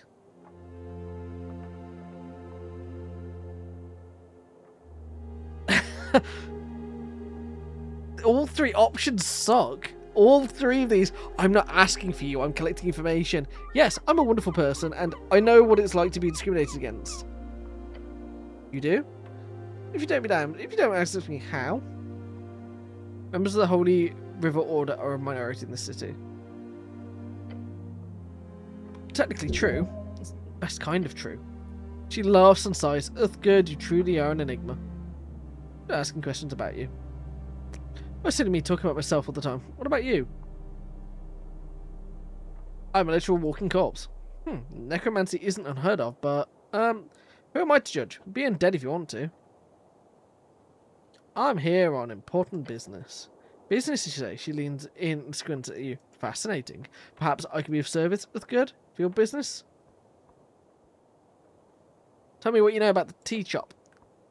Tea shop that blows up, she says dramatically. Sounds like a magazine tale. I heard it was an accident. The Post mentioned it in passing. Minor mishap, I believe that was the official quote. Although, from what people tell me, it was quite the explosion. Quite. So you weren't in the area? No, I was on the North Wall. Company business.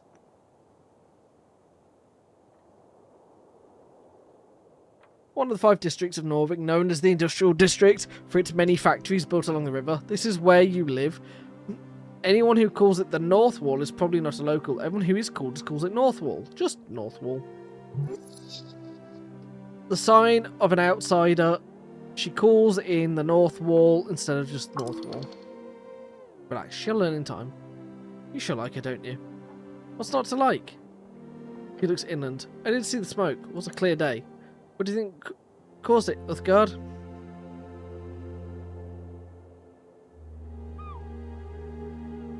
No comment.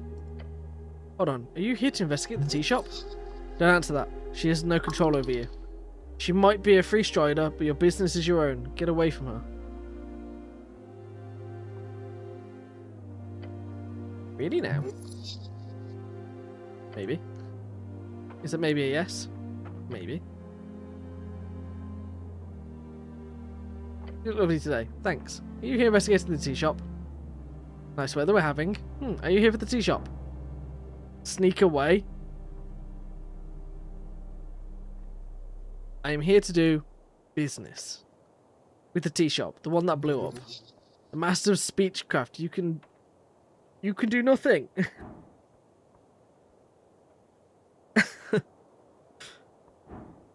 Should we try this? Yeah, it wasn't going to work. It wasn't going to work. Sneak away before she can do anything about it. You glance at your back, carefully preparing to take the first step away from the conversation. That's good, a voice that's startling you. No, don't stop. Come back, please. Answer my question before you leave.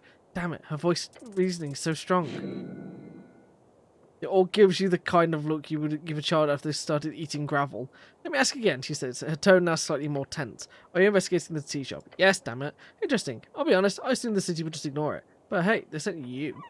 Sort of a giveaway. Clearly someone thinks this is an esoteric mess, if they sent a cleric to look into it. Esoteric. I keep hearing that word. What does it mean exactly?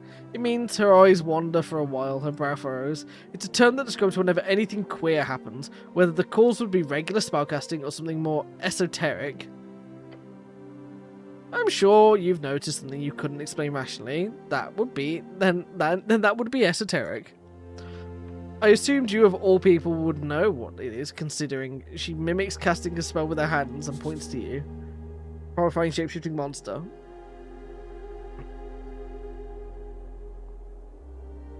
What exactly have you heard? It blew up. Fireplace incident. Bullshit, of course. Most likely a rogue spellcaster. Because of the election, of course. Look, Tolstad is a highly volatile district with lots of extremist ties. I believe this tea shop acted as a sort of lightning rod. So when a place like that blows up, why would any factions spend resources investigating it? Especially when those resources could be spent on trying to win the terribly important election. That's sound reasoning. Well, some might see it as corruption. I'd classify it more as simple, boring, but ultimately harmless bureaucracy. Well, I'm here now. You sure are, Cloak. Good luck. Is there anything the Ascani Reeds Trading Company can do to help you out? Let me know. You can usually find me down in our HQ on Water Lane. She smiles in a way that completely breaks down your defences. Looking forward to seeing you there. Lady Sageleaf, just head down the stairs. Good luck getting an audience there. By moving your head to the side and using your eyes to look south, you see a garden of some sort. You can see a goblin or two on the ramparts. You busy? Sure, hope so. Took us months to get in a room with her to discuss some renovations in the holes. A common slang for central spire of apartments in Tolstad. She's not busy, she's a bitch. Dragon of Tolstad, my ass. I'm done discussing business.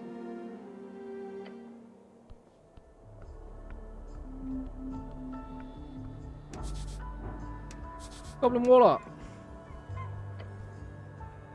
A green face is splattered across the facade, staring wildly towards a flaming sky with a dragon spread across it, or something like that. Can you call this art?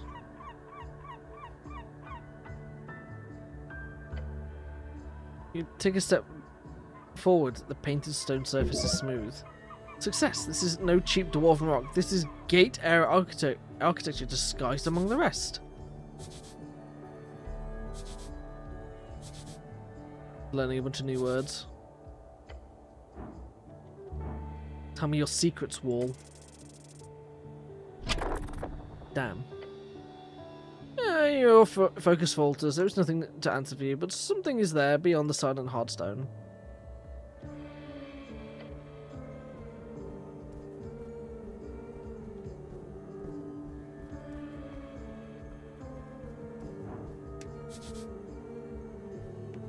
Pillar crossing.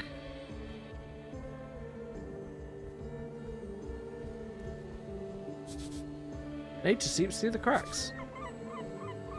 Goblin Garden is ahead. You feel it.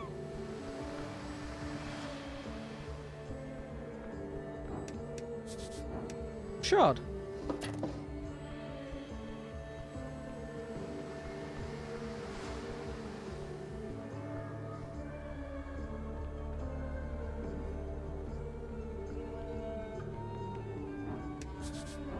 An empty barrel. A black cat. On the ledge overlooking the garden, you spot a black cat. Calm as it can be, it doesn't even care that you stomp up next to it. Behold, the cat, a legendary trickster of Norvik. Hello, I am from the local government.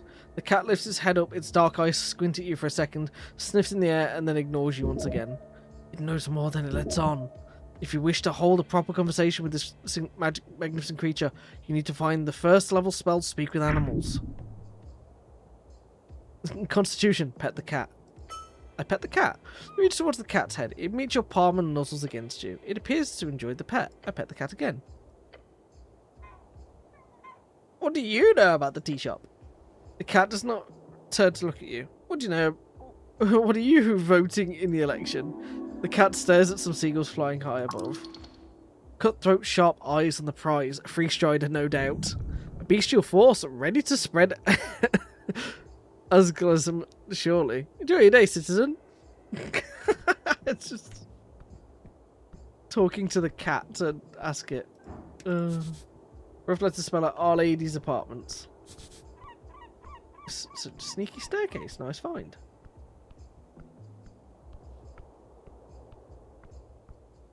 Oh, it's the tea shop.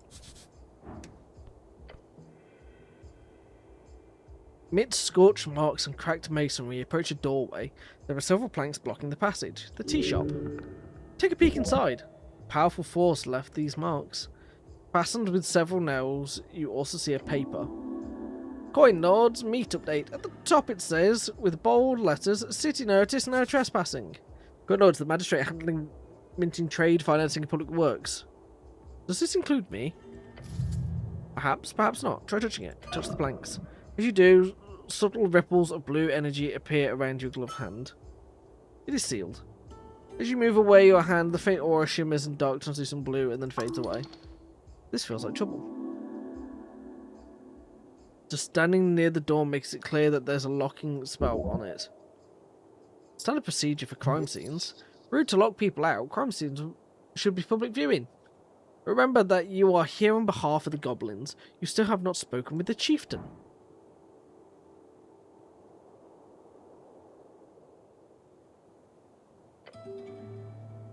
You catch glances of still shadows beyond. This place is a mess. The marks go far. The flames must have been enormous. Very clear signs of esoteric power. Arguably, these marks could possibly have been caused by a regular fire of a wooden house. No trespassing. I'm not going to try and strength check it. What kind of magic is this? Arcane lock. Can I bypass the effect of magic? Can I guess the passphrase? I'll still break it down, right? Guess? Guess? Without knowing who placed the seal personally and their preferences, even assuming the person who placed it is an idiot who would use something of their own preference, there are millions of sentences. There is no chance in hell you could simply guess. Go on, now go figure something else out. As long as this blue asshole is in the way, no, you'll need another way in. Of course. Knock would do the trick.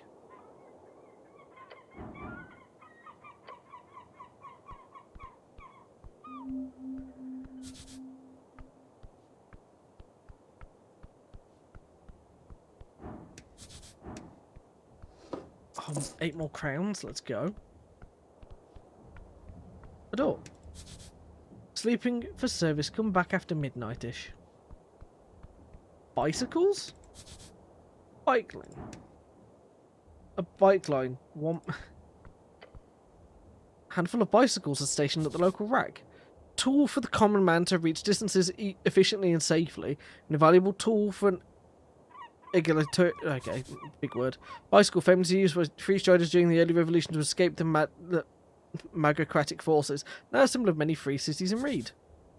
Bicycles are nice. Bike racks are stationed in many places around the city, usually in locales with lots of stairs. There's a stillness here, an uncommon sight at the heart of the city. You lean in and take a closer look. The rusty chain seems brittle, but wrapped so hard around the tyre that it would be annoying to get it off even if you had the key. Why would you wrap it like that? Wait, is this my bike? Yes, you fool. Keep up. Sure it is. Best way to travel in Norway, except of course on this godforsaken island fortress. Not here. Where's the key? Is it somewhere? Could getting the key be a quest? This does sound like a quest you would get. Sounds like a shitty quest. Find the missing key. The mystery of the bike key. Something like that would be perfect. No quest to be found here, just sadness. Damn. The key is probably at the bottom of the river along with the rest of your dignity. When did I come to Tolsted? On the 21st of March in the evening, then you fell. The pain sudden and striking. I bet we were blown off the ledge by the tea shop blowing up and it knocked us into the water. I stumbled over the stone railing? Yes. And you broke the shit out of it. Was I alone? No. A shove in the dark, swift and deadly. Do I recall anything important? You chained the bike. You stood up. The pain. Yes.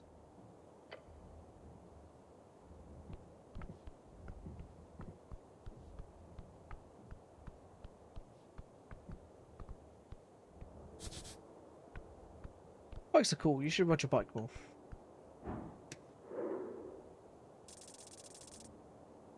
Yo, I learned like everything about this woman.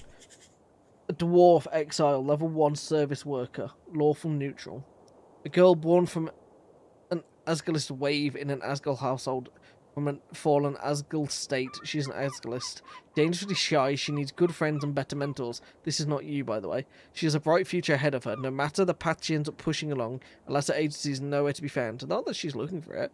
This is what their movement needs, all movements. A shy, terrified witness who will, at each turn, ask everyone around her to rethink their decisions. Extremely annoying, but nonetheless, very good for society. Where is she? The Dawn Girl gazes around the halfway bridge before her eyes land on you. She's nothing for a while, just staring at you, no real reaction. Hi, I'm the cleric. The path of being a cleric is becoming even more familiar. You're worrying her. By your presence alone. I'm waiting for a friend, but she hasn't shown up yet. I'm getting worried. I can help you with that. Get excited about a potentially yet very minor quest. Oh, okay. She fidgets with her hands and clears her throat. The girl is neurotic and introverted. That's a mean way of phrasing it, but it is true. Her body language reveals all too much. She has glasses, she wears a green coat, she's a human, but not that much taller than me. We were supposed to meet up here, but she hasn't shown up yet. I'll go look for your friend with glasses. Thanks. I don't spend much time in Tolsted alone, so I'm a bit lost. So thanks. I'll go look for your friend with glasses. Thanks. So we're looking out for her friend.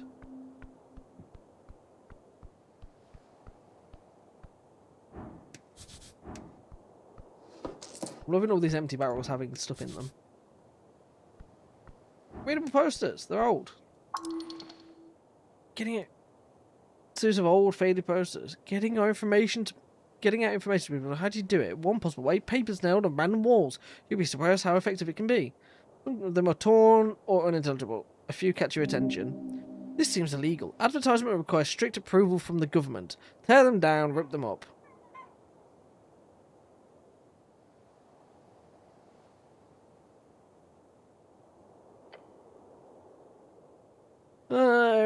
Books manufacturing. Okay, this place would fix your ruined spell book.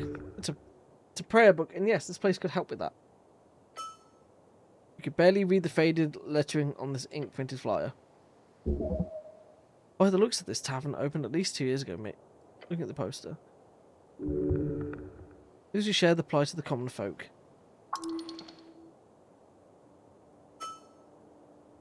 You fiercely tear the papers, ripping them from the nails and throwing them in the wind.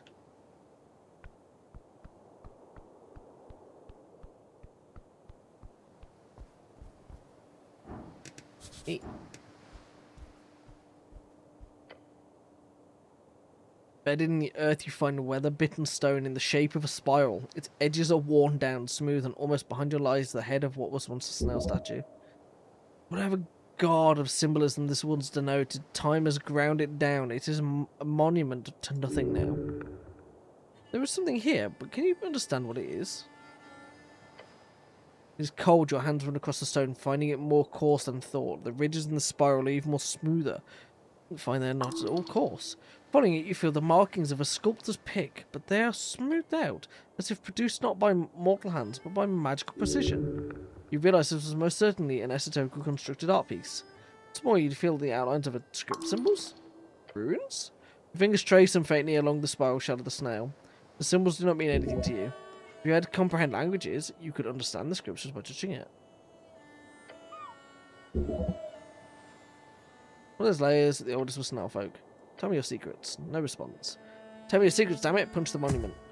Your fist makes contact with the hard surface. A crack follows along with a shooting pain up your arm and spreading through your fingers. You're alright, Rock. You're alright.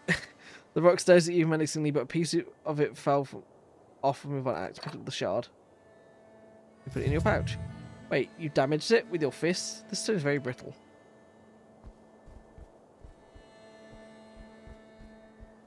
Yeah.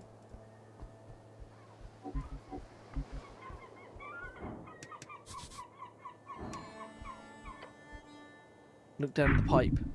Call inside now. If you had a smaller companion, you'd be able to ask them to call inside. You get down on your knees in the dirt and put your helmet face into the entrance of the pipe. You can't seem to get further without immense force. Enter the hole.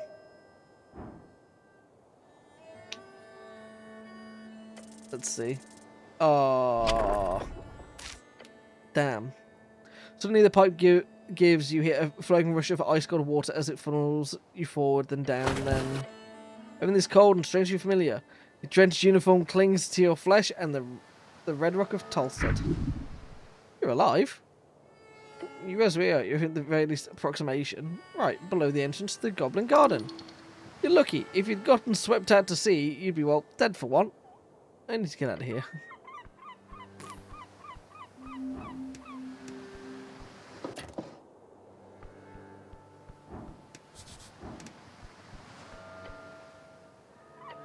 Anyway, up. Shit. It seems highly dangerous, but it seems like the only way. If only you could remember how to cast Spider Climb. Mm-hmm. You see the silhouette of a goblin up on the ledge. Hey! You need help down there?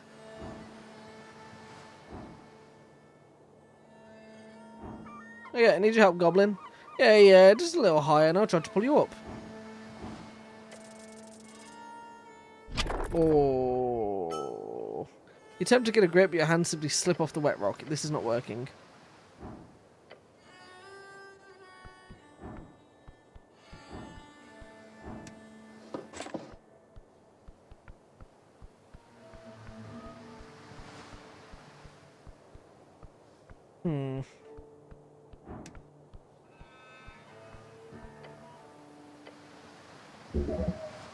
I guess I just keep trying to do this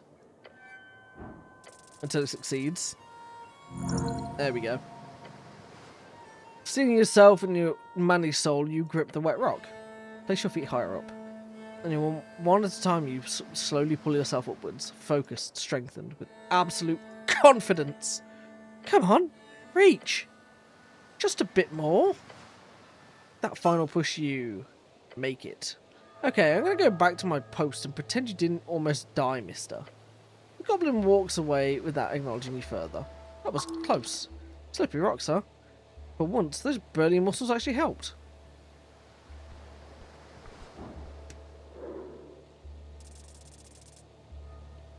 I know nothing of hit this man. Wow. Find a goblin standing at the top of Tolstad. His clothes are fit for a Reedson trader, and his haircut is fit for an Artisan nobleman, a superficial fellow. Behind him, a vast view of the mouth of River Torna. The goblin cares much about looks. You catch him immediately glancing at your outfit. Let me guess, you're the cleric.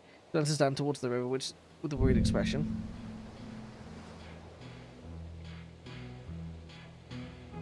Yes, I am the cleric. That's me. You feel growling pull towards being a cleric. I'm Snell, runner and handler of the HWBT. Old lady's been waiting for you. The old lady must be his chieftain, the matriarch of this tribe. Nice to meet you, Snell. You raise your arm up into the air as one would when greeting an uncivilized tribal goblin. The fuck are you doing? Cleric, what are you doing? Don't you understand? I'm respecting your goblin culture. The goblin does not respond, nor does he raise his own arms. Instead, he simply stares at you. His expression speaks of pain. Please, cleric, stop it. You feel great shame. Scaring your mind, it becomes clear that goblins of Out do not have a cultural salute. What you do remember, however, is the salute from an old Earthfolk play where goblins were played by green-painted humans who ran around with their arms in the air.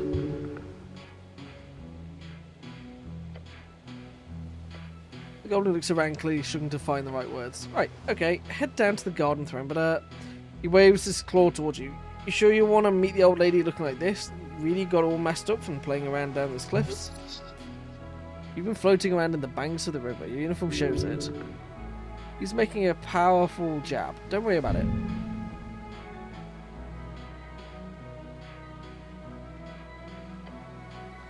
I mean, you're covered in grime. I like being dirty. Good for you, seriously, just great for you. Just dust yourself off. Tell me more about the lady. Sure, for starters, she's the most powerful woman in Norvik, and considering there was an explosion yesterday right in the middle of her territory, I think it's about time you do your damn job, cleric. Is she spooky? Well, really scary, and saw her and she'll bite your head off. Then she'll scorch your corpse to dust. Ah, but seriously, she will fuck you up if you annoy her. I'm not afraid of her. Famous last words. Good. Just to make it perfectly clear, some ground rules. Don't say anything stupid, don't climb the trees, stay away from the edges, and, when showing off his polish, enjoy the gardens, cleric. The goblin goes down the stairs, he seems to be in a hurry. This dragon sounds dangerous. Keep track of her fangs. You look out over the river. The cold Ascani wind seeps through the cracks of your helmet. Earth be blessed, he is always with you.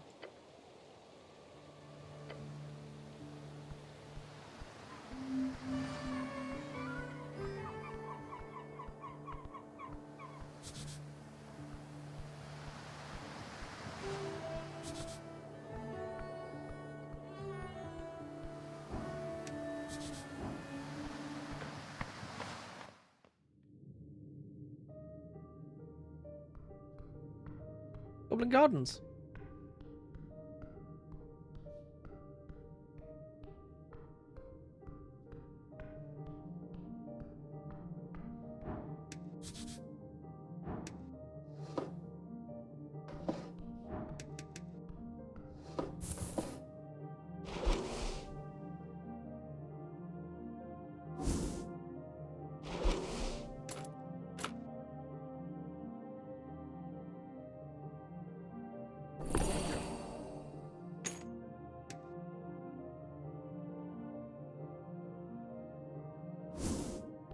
Cool.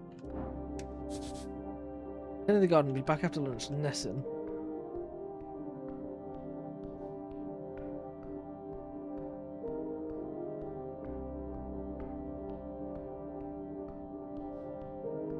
The Wobblins.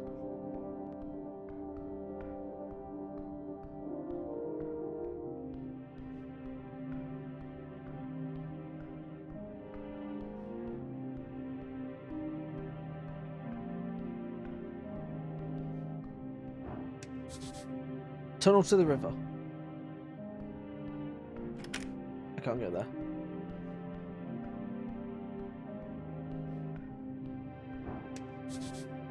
What's the mushrooms tucked away in the corner? You just tried to rip those mushrooms out of a pot. Why did you do that? What? It was cultivating there. It was potted mushroom. Damn right it is. Nature was yours to mould. Someone worked hard cultivating those, and now you're just taking them. Stop it with the sermon, by the gods. Stop complaining. You're the one complaining. Literally no one will care. I guess so.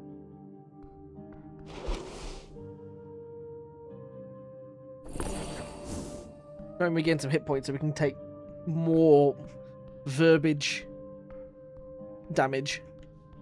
Somebody's going to say something to me. It's going to make my character cry. Holding back tears. Oh! Wear her illusion.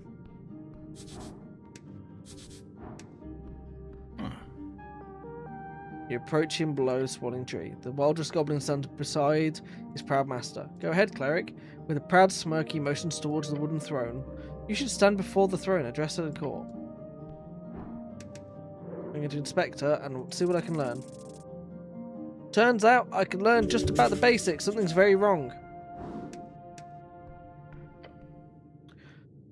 You approach the throne. The spirits flutter. Their glow illuminating the trunk of this great tree, its roots reaching far below, its branches holding up the dirt ceiling above.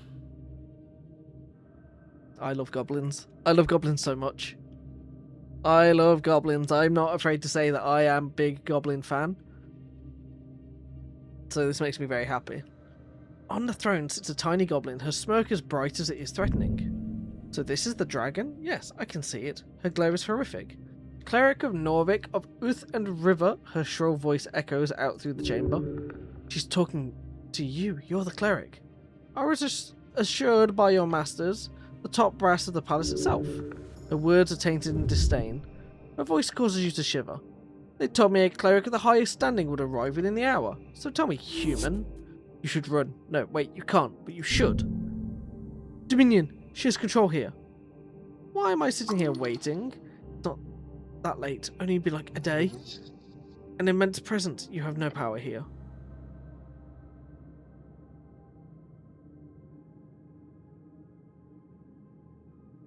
My apologies, lady.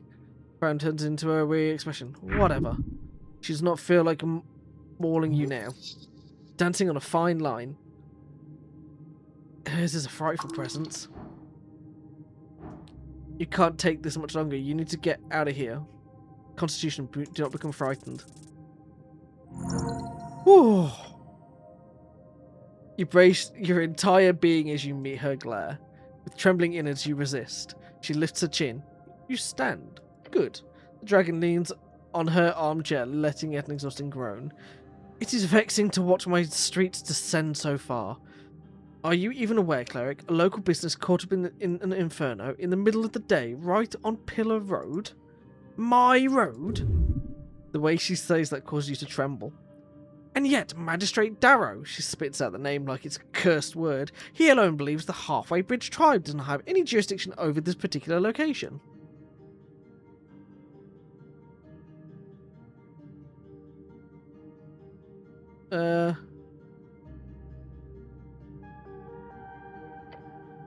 She claps her hands together. See? This is what I've been dealing with. Blind faith in a failing system.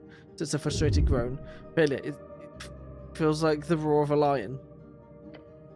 Because he's a fool born out of nepotism and alcohol. That's awesome. Where is your usual jurisdiction? She leans back and picks something from between her fancies. I have an official recognition of law of Lower Tolstad. The definition of that has always been vague. Some see it as anything below ground, some as below water level.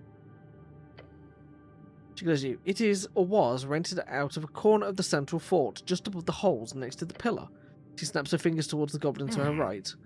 That means it's part of the core foundation of this island fortress. Therefore, that property is legally an underground rental unit. She says, bowing his head, lady. My people have been handling that damn crow's contract for years. But no, suddenly when the entire unit goes up in flames, that's when my people no longer have the right to enter the premises, to deal with it, to clean up even. No, suddenly it is the city's business, and we should keep our noses out of it. Corruption, plain and simple.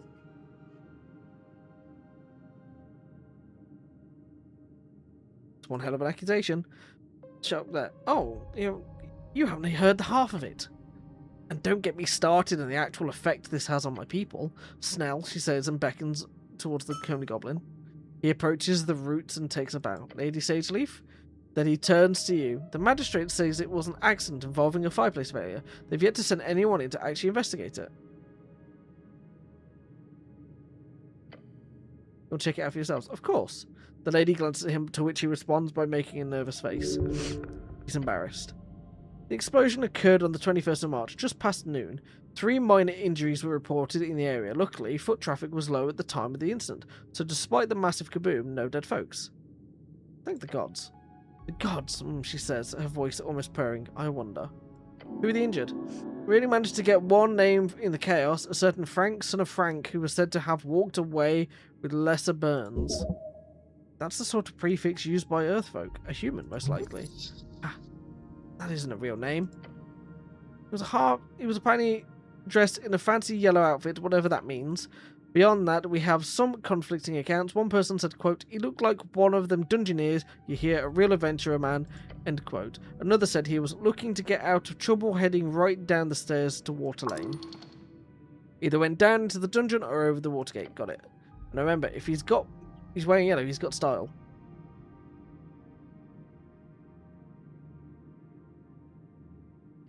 Frank's son of Frank. Frank?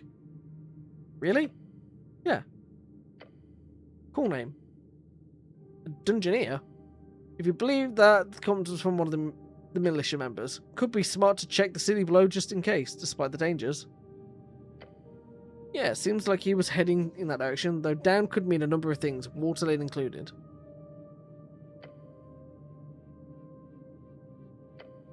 That he says, considering the state of the building. We don't know why he was there. He is annoyed you have to answer that question. Where is he now? We don't know. You just let him leave? I wasn't there, cleric, but yes, the militia did let him leave, since they were busy dealing with the fire. Although one of the militia members mentioned him just calmly walking away down the stairs.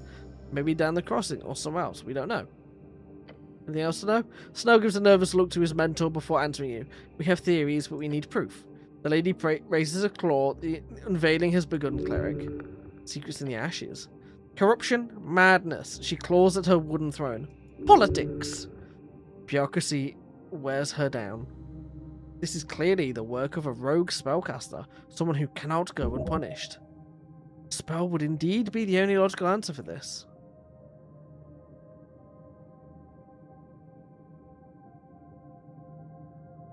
I will bring justice. I certainly hope so. Lady clears her throat loudly. I formally declare a joint venture. The Halfway Bridge tribe and the Uthgard city clerics shall investigate the tea shop on Pillar Road and bring justice to those who seek to harm the peace. No creature foul or fair shall escape my rage. The words sweep out from her more, burning in the air. Every goblin in the chambers looks upon her in awe. She is theirs to serve. She looks upon you with a grim expression. Snell, she says, waving towards him. Yes, Lady Sageleaf, he says, bowing his head. You're the handler of this case. You've worked on it since the explosion. You know more than anyone. You catch the goblin trying to stop a grin from spreading across his face. Oh la la, complimented by his queen. I want you to represent the tribe in this venture. His face lights up. A goblin and a cleric, together you will have access to both Upper and Lower Tolstad. You're going to have the pretty boy around? Damn, I thought this was going to be fun. His expression is that of shock. He did not expect this. Don't disappoint me, Snell. I've always wanted a goblin of my own. It's probably not the right sentence to say compared to a new member of the party. He ignores you. Goblin takes a deep bow. Yes, my lady, Sageleaf. This will be done. At your service, Lady Sageleaf. Yes, you are. First priority is the tea shop. We need to gain access. Your new goblin companion gives you a quick wave. Let's go, cleric. Unlock Snell as a companion. Snell has joined you as a companion. You can speak with him if you need help finding a way across Tolstad.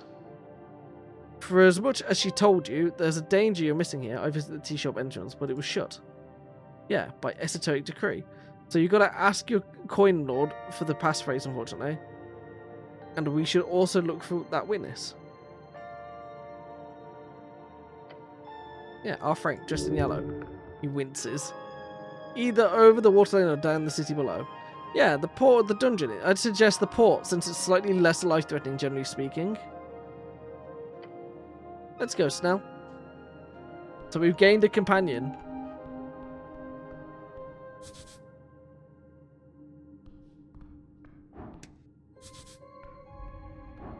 tunnel to lower layer. Oh, it's the other side of the apple place.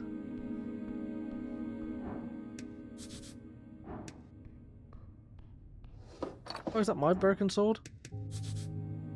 A crate filled with sand. An almost empty box. I'll take these. Imported goods. Receivers and boxes at HWBT. I'm gonna try and take some apples. Okay, I got some apples. We're good. Where's the zombie gone?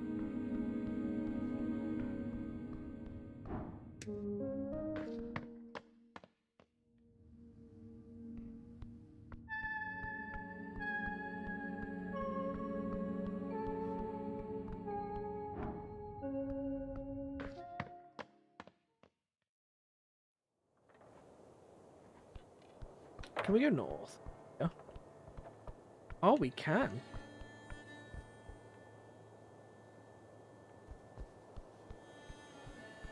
Drunken Sphinx is closed. Opens at 6.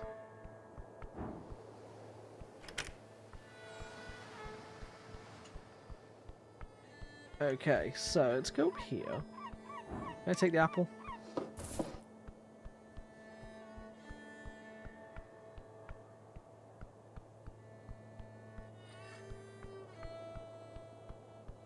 Killer kiosk. There's a nerd in here. Hello, nerd. Hello there, sir. Kid behind you're a postie. I read magazines. Great, we've got a bunch. You like fiction, tall tales of terrible tombs? Or maybe the weekly homestead if you're looking for a new place. I like fiction. Same. There's so much shit out there, though. I don't know what's decent. The kid looks distraught. Never mind. Welcome to the Pillar Kiosk. How can I help you today, sir?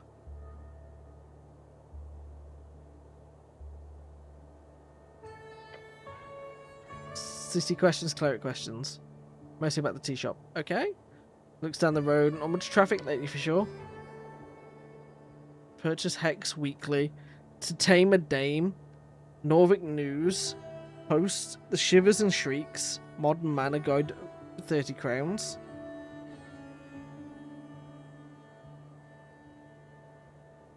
Do you know Frank of Frank? No, not really. His eyes shot open for a split second. He's lying. Just look at his eyes moving around like that. Convinced to tell you through the power of social manipulation. Ooh. It's an esoteric effect, really, because you know exactly what to tell this young lad. There's something else you remember. The city needs to know, kid.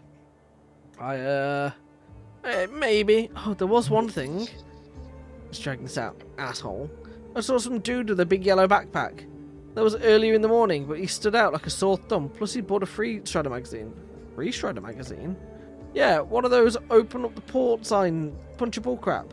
He thinks about it. The fellow wasn't Earthfolk. Fancy clothes covered in dirt. My guess would have been a Reedston merchant. Felt like he was trying to hold a low profile. Did you get his name? I asked since he was so out of place, but he gave me a fake name and a thumbs up. The kid chick said, ridiculous. Ask him what was the fake name. Oh shit. Frank, son of Frank. Guy was fucking with me. Interesting.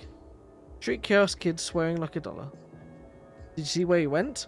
Yeah, down. Said he had an important meeting below, whatever that meant. He looked like? I don't know. Curly black hair, short beard. Stare at him. The kid thinks about it. The fellow wasn't Earthfolk. Fancy clothes covered in dirt. My guess would be a Reedston merchant. Why would you guess that? It was tan, in March. Even the hardest farm guilders won't look like that until the River Run. The River Run is an Northern holiday celebrated at the start of the summer. The good and fresh crayfish and everything else.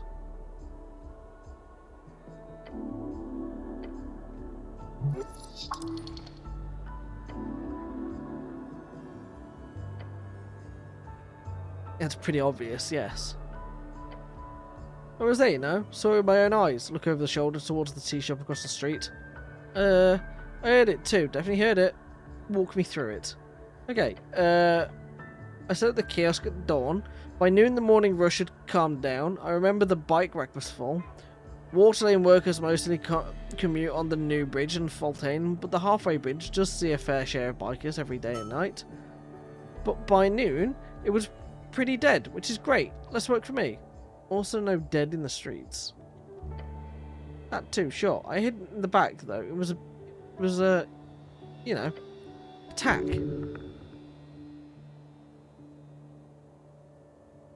See anyone suspicious? Not really. Just the normal types. A goblin was arguing with a human by the temple. Just some mild shouting about some business thing. Otherwise, pretty dead around here usually.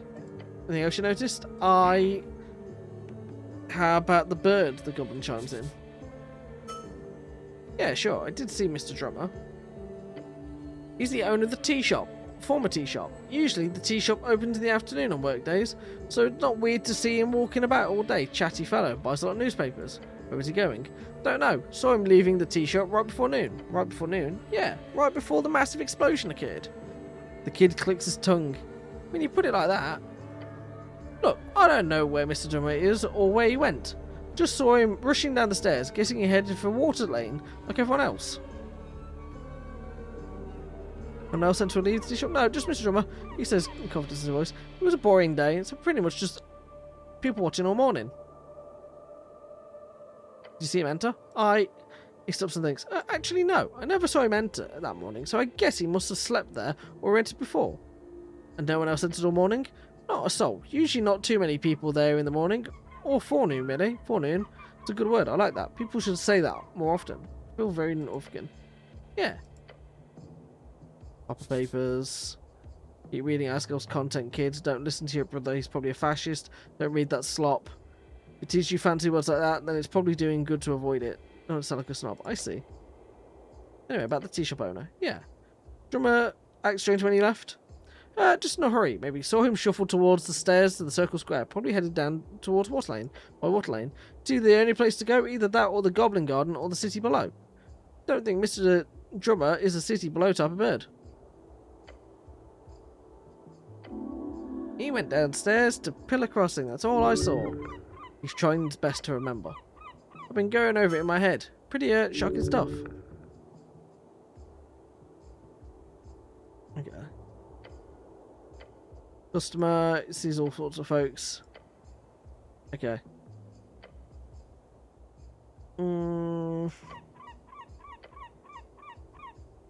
Pretty nice merman. What do you want to know? Male merfolk must be confused with mermaid. Your boss is a merman? Yeah. He's in the river a lot. Likes fishing. I guess. He's not very talkative, but he usually fishes behind the kiosk in the afternoons. That's his only break from work, I think. But don't tell him I told you.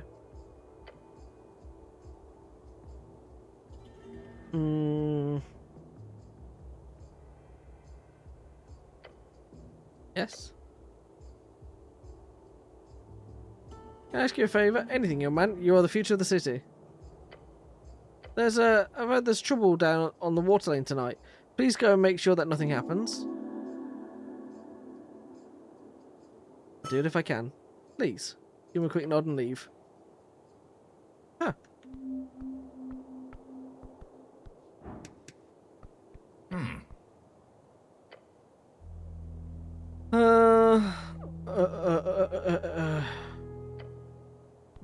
Okay.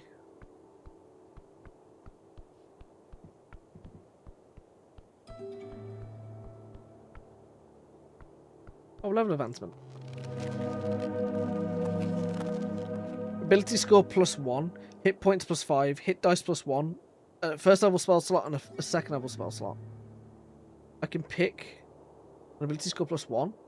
Let's get our, I guess our intelligence up.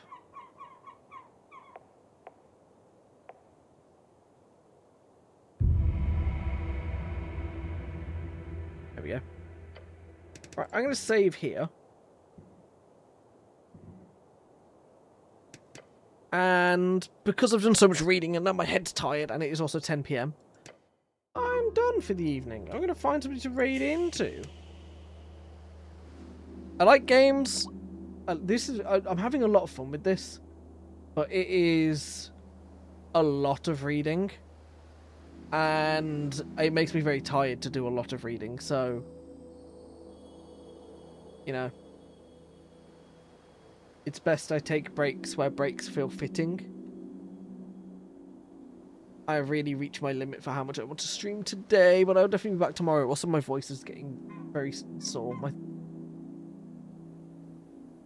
It's me.